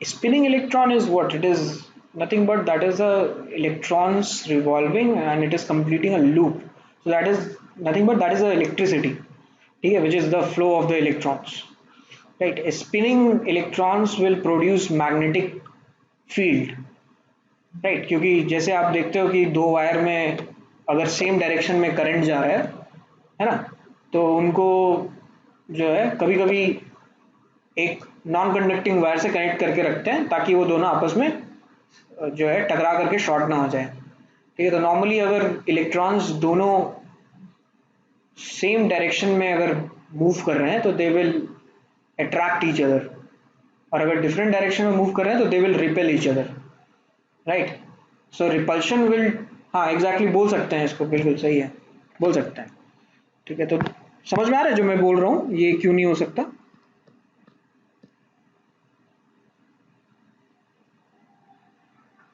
बोलो, या नहीं समझ में आ रहा है?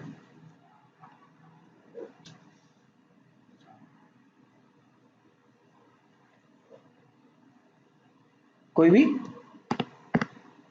मैंने जो चीज बोली वो समझ में आ रहा है कि नहीं? कोई तो बोलो हाँ या ना, कुछ तो बोलो, ठीक है। तो आई थिंक इसमें hands rule of maximum multiplicity में एक चीज और ऐड होनी चाहिए कि आपका जो इलेक्ट्रॉन्स फिल हो रहा है, unpaired electrons they must be filled with the same direction, right, या फिर सेम स्पिन, ठीक है। तो इसको ऐड भी कर लेते हैं, चलो।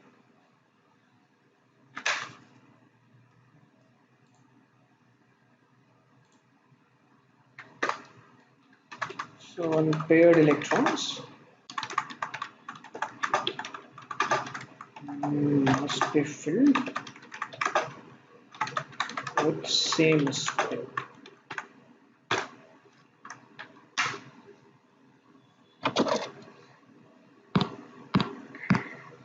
चलो, एक्चुअली में ये जो स्पिनिंग ऑफ द इलेक्ट्रॉन्स हो रहा है ना, ये जो डायरेक्शन हम लोग लिख रहे हैं, कहाँ गया ये magnetic quantum number, spin quantum number, ये जो डायरेक्शन ये दिया जा रहा है ना, ये एक्चुअली ये मैग्नेटिक फील्ड का डायरेक्शन दिया जा रहा है, ठीक है, या फील्ड का डायरेक्शन दिया जा रहा है, ओके।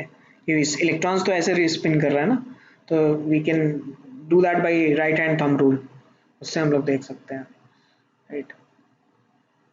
हालांकि मतलब that is used for different thing, electron जहाँ मूव कर रहा है मैग्नेटिक फील्ड उसको कैसे मूव करेगा, बट इसमें जो यूज हुआ है that is same.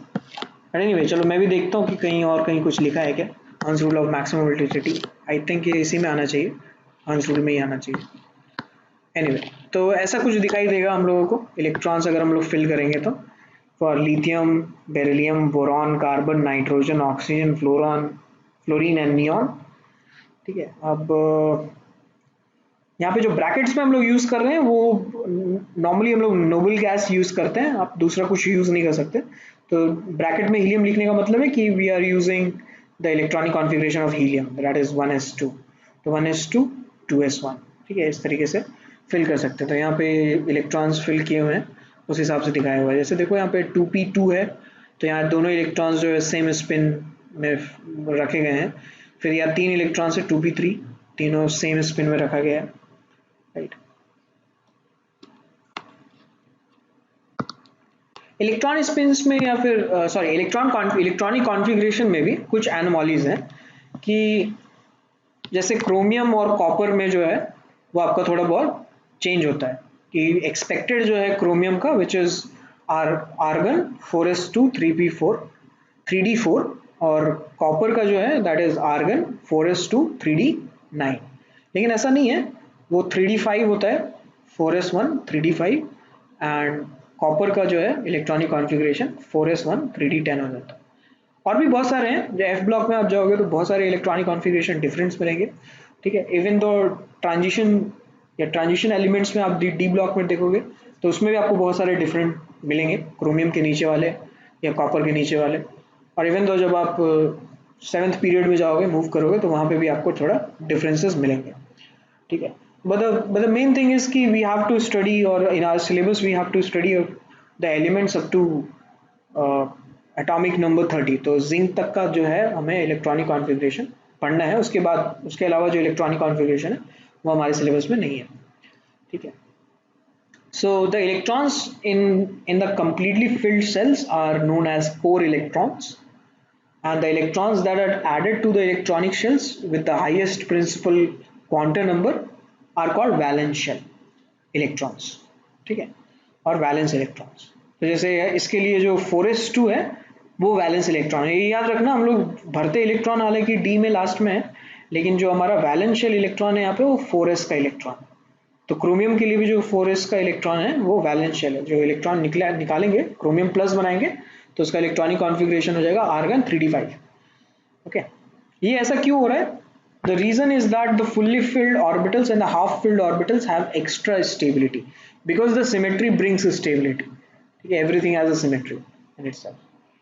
So from lanthanum to mercury, the filling of electrons take place in 4f and 5d orbitals. The elements after uranium are all short-lived and all of them are produced artificially. That means कि वो सारे के सारे uranium के बाद जितने भी elements हैं वो, या यूरेनियम आपका वो रेडियो एक्टिव एलिमेंट्स हैं। इवन तो जैसे बिस्मथ होता है, बिस्मथ के बाद जितने भी एलिमेंट्स आपको मिलेंगे वो मोस्टली जो है वो आर्टिफिशियल्स होते हैं, या फिर आर्टिफिशियल का मतलब रेडियो एक्टिव एलिमेंट्स। ठीक है, तो बिस्मथ के बाद जितने भी है रेडियो एक्टिव एलिमेंट्स है, बाकी यूरेनियम के बाद जितने भी हैं वो सारे जो है आपका आर्टिफिशियल एलिमेंट्स है, वो बनाए गए हैं, नेचर में भी नहीं पाए जाते। ठीक है, अब स्टेबिलिटी के बारे में जब हम लोग बात करेंगे तो ये स्टेबल क्यों है, तो there are two reasons for that. The one is the symmetry which is 4s1 which is half filled, ये हम क्रोमियम और कॉपर की बात कर रहे हैं, और 3d5 तो that is half field. Similarly अगर कॉपर में आ जाओगे तो कॉपर में भी वही होगा कि 4s1 और 3d10 में 4s1 is half field, 3d10 is fully filled. ठीक है, next thing is exchange energy. ठीक है, एक्सचेंज एनर्जी क्या होता है, जैसे हम लोग बात कर रहे थे ना जब हम ट्रांजिशन के बारे में पढ़ रहे थे, तो इलेक्ट्रॉन के ट्रांजिशन में मैंने आपको एक चीज बताया था कि जब भी इलेक्ट्रॉन जंप करता है फ्रॉम n=1 टू n=2, तो वो जंप करते हुए नहीं दिखता। ठीक है, और दिखना भी नहीं चाहिए जंप करते हुए, क्योंकि इलेक्ट्रॉन का existence between these two states is not possible, it's impossible. ठीक है, नॉट इवन, मतलब बहुत मुश्किल है, बहुत मुश्किल नहीं है, इम्पॉसिबल है। दो एनर्जी स्टेट्स के बिटवीन इलेक्ट्रॉन जो है वो नहीं रह सकता, ठीक है। तो इलेक्ट्रॉन क्या होता है, इलेक्ट्रॉन n इक्वल्स टू 1 में गायब होता है और n इक्वल्स टू 2 में रीअपियर होता है विद द सेम प्रॉपर्टी। अब मैं जब बोल रहा हूँ आपको सेम प्रॉपर्टी, तो इसका क्या मतलब है, विद द सेम स्पिन, ठीक है। अगर वो अपवर्ड स्पिन का है या प्लस हाफ स्पिन का है, तो वो प्लस हाफ स्पिन का ही दिखेगा आपको n इक्वल्स टू 2 में, जब वो रीअपियर होगा तब। सिमिलरली एक्सचेंज एनर्जी भी वैसे ही काम करता है। एक्सचेंज एनर्जी में क्या हो रहा है कि सेम स्पिन के जो इलेक्ट्रॉन्स हैं वो आपस में पोजीशंस एक्सचेंज कर सकते हैं। मतलब ऐसे, जैसे मैंने मान लो कि इसका नाम जो है वो रख दिया भाई, ये है सुरेश, रमेश, चिंटू, मिंटू और पिंटू, ठीक है। तो ये जब नाम रखेंगे तभी आप डिफरेंशिएट कर पाओगे इनको, हालांकि ये डिफरेंशिएबल नहीं है, they are electrons, they are not even objects, ठीक है। आप तो हालांकि अपना ऑब्जेक्ट को पहचान लेते हो कि इन दो चीज़ों में से मेरा ऑब्जेक्ट क्या है, बट इलेक्ट्रॉन्स में वो डिफरेंस नहीं है, ठीक है। सो electrons work in a very discrete manner, ठीक है, जहाँ पे आपके दो इलेक्ट्रॉन्स के बीच में आप डिफरेंस तब तब बता सकते हो जब इनके बीच में n का डिफरेंस होगा, ऑर्बिट का डिफरेंस होगा, ठीक है। बाकी और डिफरेंस आप उसमें नहीं बता सकते। अगर s में डिफरेंस है तब भी बता सकते हो, या n में डिफरेंस है तब भी बता सकते हो, राइट। तो स्पिन में अगर डिफरेंस नहीं है और l में कोई डिफरेंस नहीं है, m में कोई डिफरेंस नहीं है, ठीक है, तो फिर आप इसको डिस्क्रीट नहीं रख सकते, अलग अलग नहीं रख सकते। यहाँ पे देखो जैसे कि ये क्या बता रहा है हम लोगों को, ये बता रहा है आपका एनर्जी, ठीक है। तो ये इलेक्ट्रॉन जो है डिसअपियर होकर के यहाँ अपीयर करेगा, and eight the same time ये इलेक्ट्रॉन जो है डिसअपियर होकर के यहाँ पे अपीयर करेगा। That is what is exchange, ठीक है, क्योंकि इनके एनर्जी में कोई डिफरेंस नहीं है, इसीलिए ये आपस में अपना पोजीशन जो है वो एक्सचेंज करते रह सकते हैं। इसी को हम लोग कहते हैं एक्सचेंज एनर्जी, ठीक है। अब इस एक्सचेंज एनर्जी की वजह से क्या हो रहा है, इस एक्सचेंज एनर्जी की वजह से एक स्टेबिलिटी आ रही है सिस्टम में, ऐसा ये माना गया है। दिस इज अ एक्सप्लेनेशन, ठीक है। तो जितना ज्यादा एक्सचेंज होगा उतना ज्यादा एनर्जी इन्वॉल्व होगा और उतना ज्यादा स्टेबिलिटी आएगी। हाँ बोलो। कि जो पेयर्ड इलेक्ट्रॉन्स होगा वो अपना प्लेस चेंज नहीं कर सकता। कर सकते हैं, दूसरे वो भी ऑर्बिटल एक्सचेंज में करेंगे, वो भी एक्सचेंज कर सकते हैं, है ना। जैसे 3D10 है, तो 3D10 में भी जो प्लस हाफ वाले इलेक्ट्रॉन्स हैं वो प्लस हाफ के साथ अपना एक्सचेंज कर सकते हैं, जो माइनस हाफ वाले हैं वो माइनस हाफ वाले के साथ एक्सचेंज कर सकते हैं। द गिवन थिंग इज कि eight a point in time कोई भी अनपेयर्ड नहीं होना चाहिए, क्योंकि वो हमेशा पेयर्ड होने चाहिए, ठीक है। तो this is going to happen at the same time, कि एक जगह से वो डिसअपियर हुआ, फिर एक जगह अपीयर हुआ, and this is happening very fast, ठीक है। और इनमें जो टाइम लैप्स नहीं है, ऐसा नहीं है कि आपको एक टाइम में आप इस एक पिक्चर खींचोगे एक ऑर्बिटल का तो आपको 3 इलेक्ट्रॉन्स दिखेंगे, दूसरे टाइम में पिक्चर खींचोगे तो 5 इलेक्ट्रॉन्स दिखेंगे, ऐसा नहीं होगा, हमेशा 5 इलेक्ट्रॉन्स ही दिखेंगे। सो ये एक तरीके से क्या है, this is not a proven thing, this is not an experimentally proven thing, this is a logical explanation. Logical explanation भी क्यों है, क्योंकि भाई जब हमारा इलेक्ट्रॉन्स का एनर्जी सेम है, ठीक है, स्पिन सेम है, ठीक है, हमने उसको नाम नहीं दिया है रमेश, सुरेश, चिंटू, मिंटू, जो भी है, ठीक है, तो इसका मतलब है कि the electrons are indifferentiable among them, they have same energy, they have same spin, right, and they belong to the same subshell, ये भी सेम है। तो since they are indistinct, that means कि रमेश सुरेश भी हो सकता है और सुरेश रमेश भी हो सकता है, right. so they can exchange their positions, right, it is something like कि क्लोन है ना, कि आपका एक क्लोन है और you they are biologically indistinct, बिल्कुल भी देख कर भी ये नहीं बता सकते कि कौन सा कौन है, right. so it is something like that, so they are actually clones अगर एक ही सबशेल में एग्जिस्ट कर रहे हैं इलेक्ट्रॉन्स तो, right. so that exchange will bring stability, ये ऐसा माना गया है, ठीक है। This is explain property, right. Symmetry भी क्या है, एक तरीके से एक्सप्लेन प्रॉपर्टी, राइट। लोगों को और कोई एक्सप्लेनेशन नहीं मिला, इसीलिए लोगों ने ये दो एक्सप्लेनेशन दिया है, और या फिर यूँ कहें कि साइंटिफिक कम्युनिटी में ये दो एक्सप्लेनेशन हैज बिन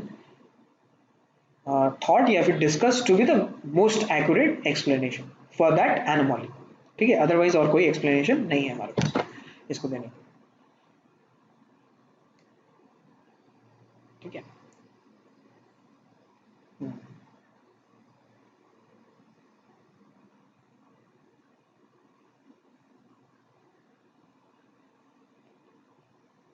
देखो कुछ क्वेश्चंस करते हैं, और कोई डाउट है इससे पहले तो कोई बताओ।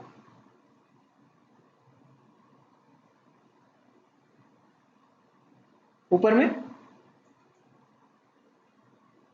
देखो क्वेश्चन नंबर 51 देखो। हाँ हाँ बोलो बोलो। अगर ये D5 और D10 सिस्टम सिस्टम से अलग परमानेंटली फिर मैं D8 लूंगा तो फिर तो मैं एक्सचेंज कर सकता हूँ ना हाँ कर इलेक्ट्रॉन के सकते हैं, बीच में। बिल्कुल बिल्कुल। तो वो स्टेबल क्यों नहीं होगा D5 और D10 के जैसा? सिमेट्री नहीं है ना, ओके दोनों इसलिए दोनों उठाया गया है, ठीक है, सिमेट्री भी उठाया गया है और एक्सचेंज भी उठाया गया है।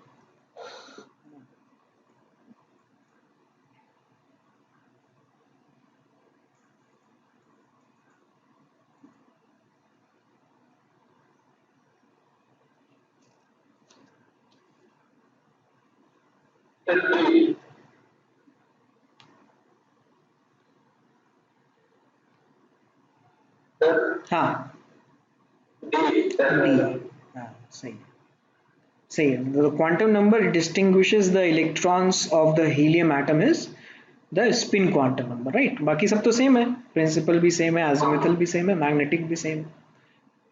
मतलब उसके ग्राउंड स्टेट में पूछा गया है। हाँ ग्राउंड स्टेट में पूछा, if nothing is mentioned you will consider it to be the ground state।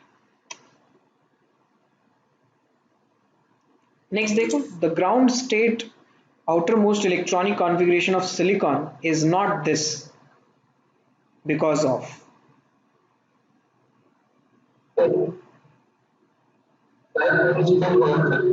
इसमें हंड्स रूल होना चाहिए नहीं, हाँ इसलिए मैं स्पिन मैसेज नहीं जा रहा। मैसेज, अच्छा मेरे को मैसेज नहीं आ रहा, लेट मी सी।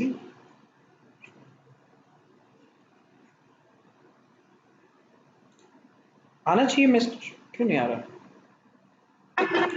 दिख रहा है कि आप मीटिंग में नहीं है?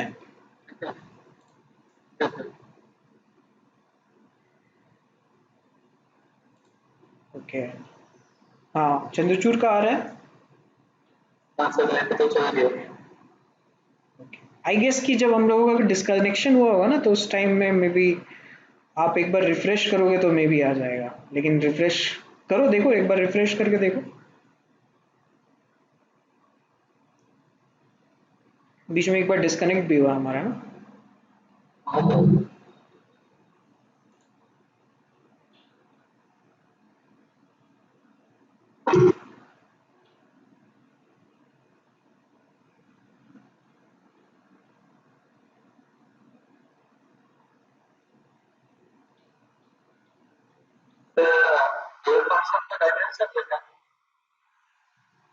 कौन सा?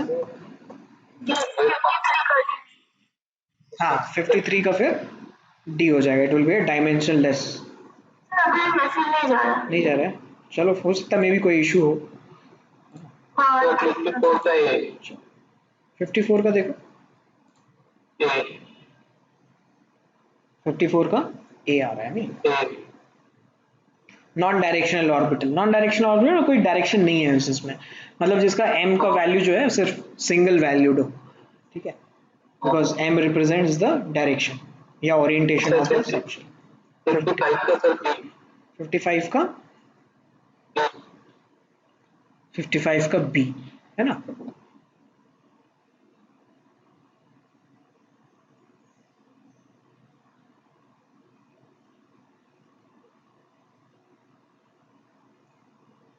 फिफ्टी सिक्स का देखो,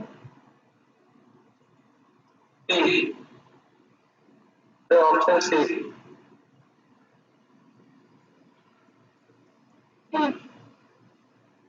सी, ठीक है।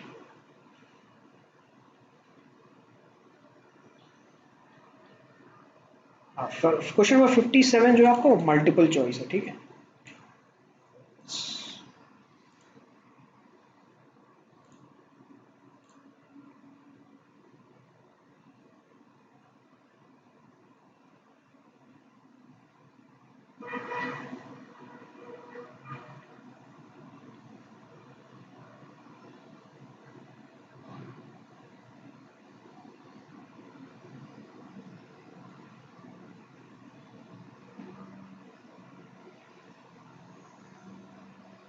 ठीक है।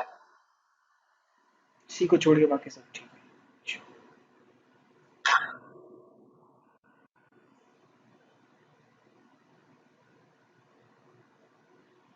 सभी का ये आ रहा है, मतलब A B T, A B और सी इसलिए गलत है क्योंकि हम लोग मैथमेटिकल ऑपरेटर बाद में लिख रहे हैं, मतलब हम लोग लिख रहे हैं theta sine equals to theta cos, अच्छा, फिर ठीक है। नहीं लिख सकते ऐसे, sine theta equals to cos theta लिख सकते हैं, that's why. So the correct answer is A B and D.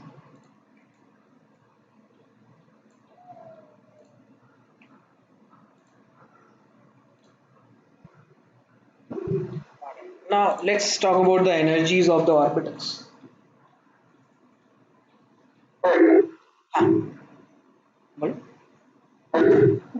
अच्छा, negative quantum number energy state के साथ रिलेटेड नहीं है ना? नहीं, क्योंकि मैग्नेटिक क्वांटम नंबर आपका किस में डिपेंड करता है, एल पे।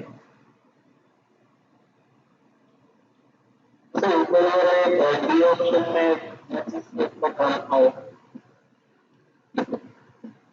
डी ऑप्शन में कह रहे हैं कि each solution of psi x y z correspond to a definite energy state which depends on the quantum numbers n l and m। तो सही है, जो सॉल्यूशन आ रहा है हमारा psi का वो n l और m पे डिपेंड कर रहा है ना। डेफिनेट एनर्जी स्टेट कहने का मतलब है कि पर्टिकुलर वैल्यू ऑफ n के लिए for a particular orbit, for a particular orbit I can have three quantities: principal quantum number, azimuthal quantum number and magnetic quantum number।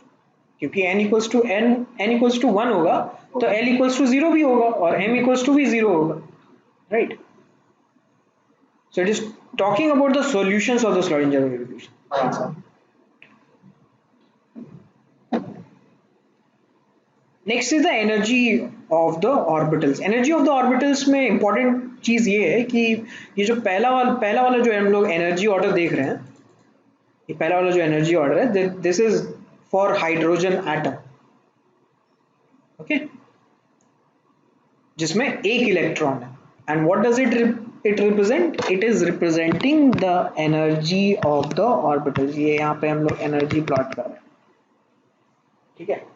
तो हाइड्रोजन के लिए 2s और 2p का सेम एनर्जी है, ठीक है। 3s 3p और 3d का सेम एनर्जी है,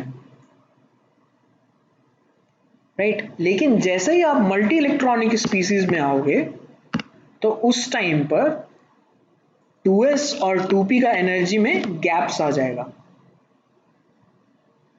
ठीक है। इससे हम लोग क्या समझ रहे हैं, सिमिलरली 3s 3p में भी गैप आएगा, 4s 4d में भी गैप आएगा। इसलिए देखो यहाँ जैसे एनर्जी गैप के हिसाब से हम लोग बात कर रहे हैं तो 1s बढ़ते हैं, फिर 2s बढ़ते हैं, फिर 2p बढ़ते हैं, फिर 3s बढ़ते हैं, फिर 3p बढ़ते हैं, फिर 4s बढ़ते हैं, फिर 4d बढ़ते हैं एनर्जी वाइज, राइट। तो इसका क्या मतलब है, ये जो फिगर हम लोग देख रहे हैं इस फिगर में हम लोग कह सकते हैं क्या इसमें ऑवो प्रिंसिपल क्या हो रहा है, फॉलो हो रहा है क्या?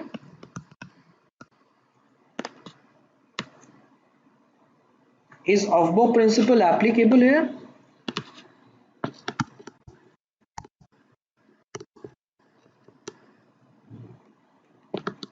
Is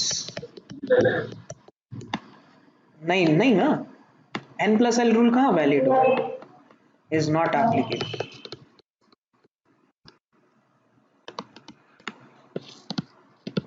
for hydrogen atom,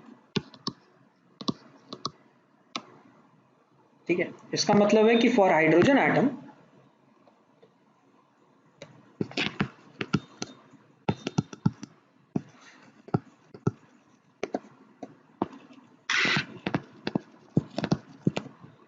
energy of orbitals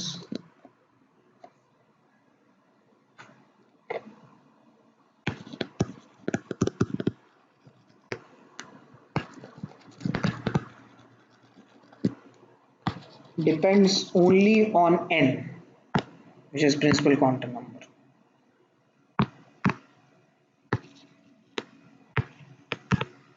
सिर्फ प्रिंसिपल क्वांटम नंबर पे डिपेंड करता है, एल पे डिपेंड नहीं करता हाइड्रोजन के लिए।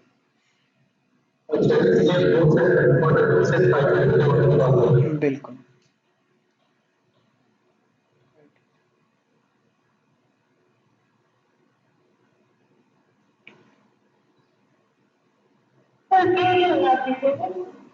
आप फिगरेटिवली देख लो, फिगर में देखो कि एनर्जी क्या चेंज आ रहा है 2s2p में। यही तो है प्रॉब्लम, ऐसा क्यों हो रहा है? यही नेचर है, this is the quite the nature of the hydrogen atom, right? It means कि human beings have 5 fingers in their hands, if someone has 6, ऐसा क्यों हो रहा है? मतलब किसी के पास कोई आंसर नहीं है इसके लिए, ठीक है? So if there is something different in that is its property, right? Hydrogen को छोड़ के, इसका मतलब हाइड्रोजन को छोड़ के there is no other special atoms या एलिमेंट्स जो ऐसा बिहेवियर शो करता है, right? So this is spectroscopical data. जब हम लोग हाइड्रोजन और दूसरे मल्टी इलेक्ट्रॉनिक एटम्स को लेते हैं तो उस टाइम में जो आपको कर्व दिखता है, वो कर्व से हम लोगों को पता चला कि एनर्जी में कोई गैप नहीं है 2s और 2p के बीच में, 3s और 3p के बीच में, ठीक है? तो उससे जो है बहुत सारे आइडियाज लगते हैं। तो ये जो डिफरेंसेस आए हैं वो उसी से आए हैं, स्पेक्ट्रोस्कोपिकल डाटा से। द इंटरेस्टिंग थिंग इज कि यहाँ पे अगर मैं इलेक्ट्रॉन्स का ट्रांजिशन करता हूँ 1 से 2, ठीक है, तो उस ट्रांजिशन के लिए हाइड्रोजन एटम्स के लिए मुझे ये देखना नहीं पड़ेगा कि वो इलेक्ट्रॉन 2s में गया है या 2p में गया है, हाइड्रोजन के लिए बेसिकली स्पेसिफिकली। बाकियों के लिए मुझे देखना पड़ेगा for multi electronic species, right? So अगर इलेक्ट्रॉन 1 से 2 में जाता है, ठीक है, तो वह इलेक्ट्रॉन जो है 1 से 2s में भी जा सकता है या फिर इलेक्ट्रॉन 1 से 2p में भी जा सकता है, ठीक है? 2p और 2s का जो ट्रांजिशन होगा, राइट, वो एनर्जी गैप हमें बहुत कम दिखाई देगा, that will be very least energy gap, right? अब जैसे मान लो कि 3s की बात कर लेते हैं, 3s 3p 3d, 3d से 3p में आया, 3p से 3s में आया इलेक्ट्रॉन, तो इन दो ट्रांजिशंस के बीच में बहुत कम गैप होगा, एनर्जी गैप, राइट? क्योंकि they belong to the same orbit number. Okay, so इसको हम लोग कहते हैं डीजेनरेट ऑर्बिटल्स। डीजेनरेट ऑर्बिटल्स का मतलब कि दे हैव डिफरेंट एनर्जीज, जिनमें आपका डिफरेंट एनर्जी होगा, they will be have degenerate orbitals, right? तो अगर हम लोग डीजेनरेट ऑर्बिटल्स देखेंगे for hydrogen atom in second excited state, ठीक है, तो हमें डीजेनरेट ऑर्बिटल्स कितने दिखेंगे? 1 3 और यहाँ 5, 1 3 5, ठीक है, कितना हो गया ये? 9, टोटल 9 दिखाई देगा, okay, because there are 9 possibilities जहाँ पे इलेक्ट्रॉन्स जा सकते हैं। वही अगर आप दूसरे एटम्स के लिए देखो जो कि मल्टी इलेक्ट्रॉनिक स्पीसीज है, तो उसमें जो सेकेंड एक्साइटेड स्टेट होगा उसका डीजेनरेसी अगर हम लोग देखेंगे, तो सेकेंड एक्साइटेड स्टेट कौन सा हो गया? ये फर्स्ट एक्साइटेड स्टेट, ये सेकेंड एक्साइटेड स्टेट, इसमें डीजेनरेसी आएगा 3 डीजेनरेट ऑर्बिटल्स हैं इसमें, ठीक है? सो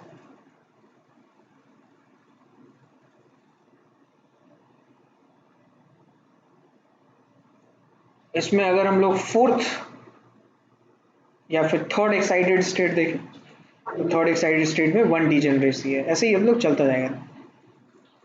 देखो ऐसा कुछ एक्सप्लेन्स किया हुआ है क्यों होता है ऐसा। The only electrical interaction present in hydrogen atom is the attraction between negative charge electron and the positive charge nucleus.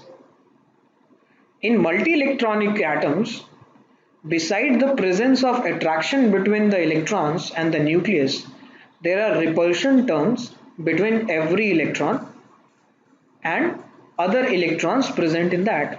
इसलिए ये degeneracy आ रहा है. ठीक है. The stability of the electrons in multi-electronic atom is because total attractive interaction are more than the repulsive interactions. Attraction force ज़्यादा है, repulsion कम है multi-electronic species. Due to the presence of electrons in inner shell, the electrons in the outer shell will not experience the full positive charge of the nucleus. Right? समझ में आ रहा है? जैसे कि अब मान लो कि हम लोग एक दो concentric circles ले लें, that is representing orbits.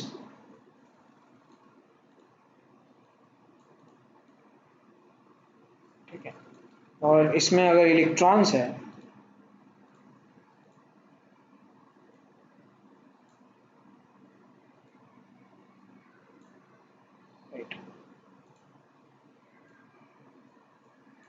जो आउटर मोस्ट शेल वाला इलेक्ट्रॉन्स होगा उसमें क्या होगा कि भाई यहाँ से फोर्स लग रहा है, यहाँ से न्यूक्लियस का फोर्स लग रहा है नीचे की तरफ आने का, लेकिन यहाँ से रिपल्शन फोर्स भी लगेगा, है ना. तो जो नेट फोर्स है in the outermost shell electron वो कम है, ZE से कम है. राइट. इसको कहते हैं हम लोग शील्डिंग इफेक्ट या स्क्रीनिंग इफेक्ट. शील्डिंग भी कहते हैं या स्क्रीनिंग भी बोल सकते हैं. स्क्रीनिंग का क्या मतलब होता है? मतलब छानना, है ना. जैसे चाय वगैरह जो हम लोग फिल्टर करते हैं, छानते हैं. राइट. शील्डिंग का मतलब क्या होता है? बचाना किसी चीज को, शील्ड करना. सो दैट इज शील्डिंग और screening effect. So the net positive charge experienced on the outermost shell electron is known as effective nuclear charge, जो कि कम होगा, Z से कम होगा. ठीक है. And Z effective will be Z minus sigma. ठीक है.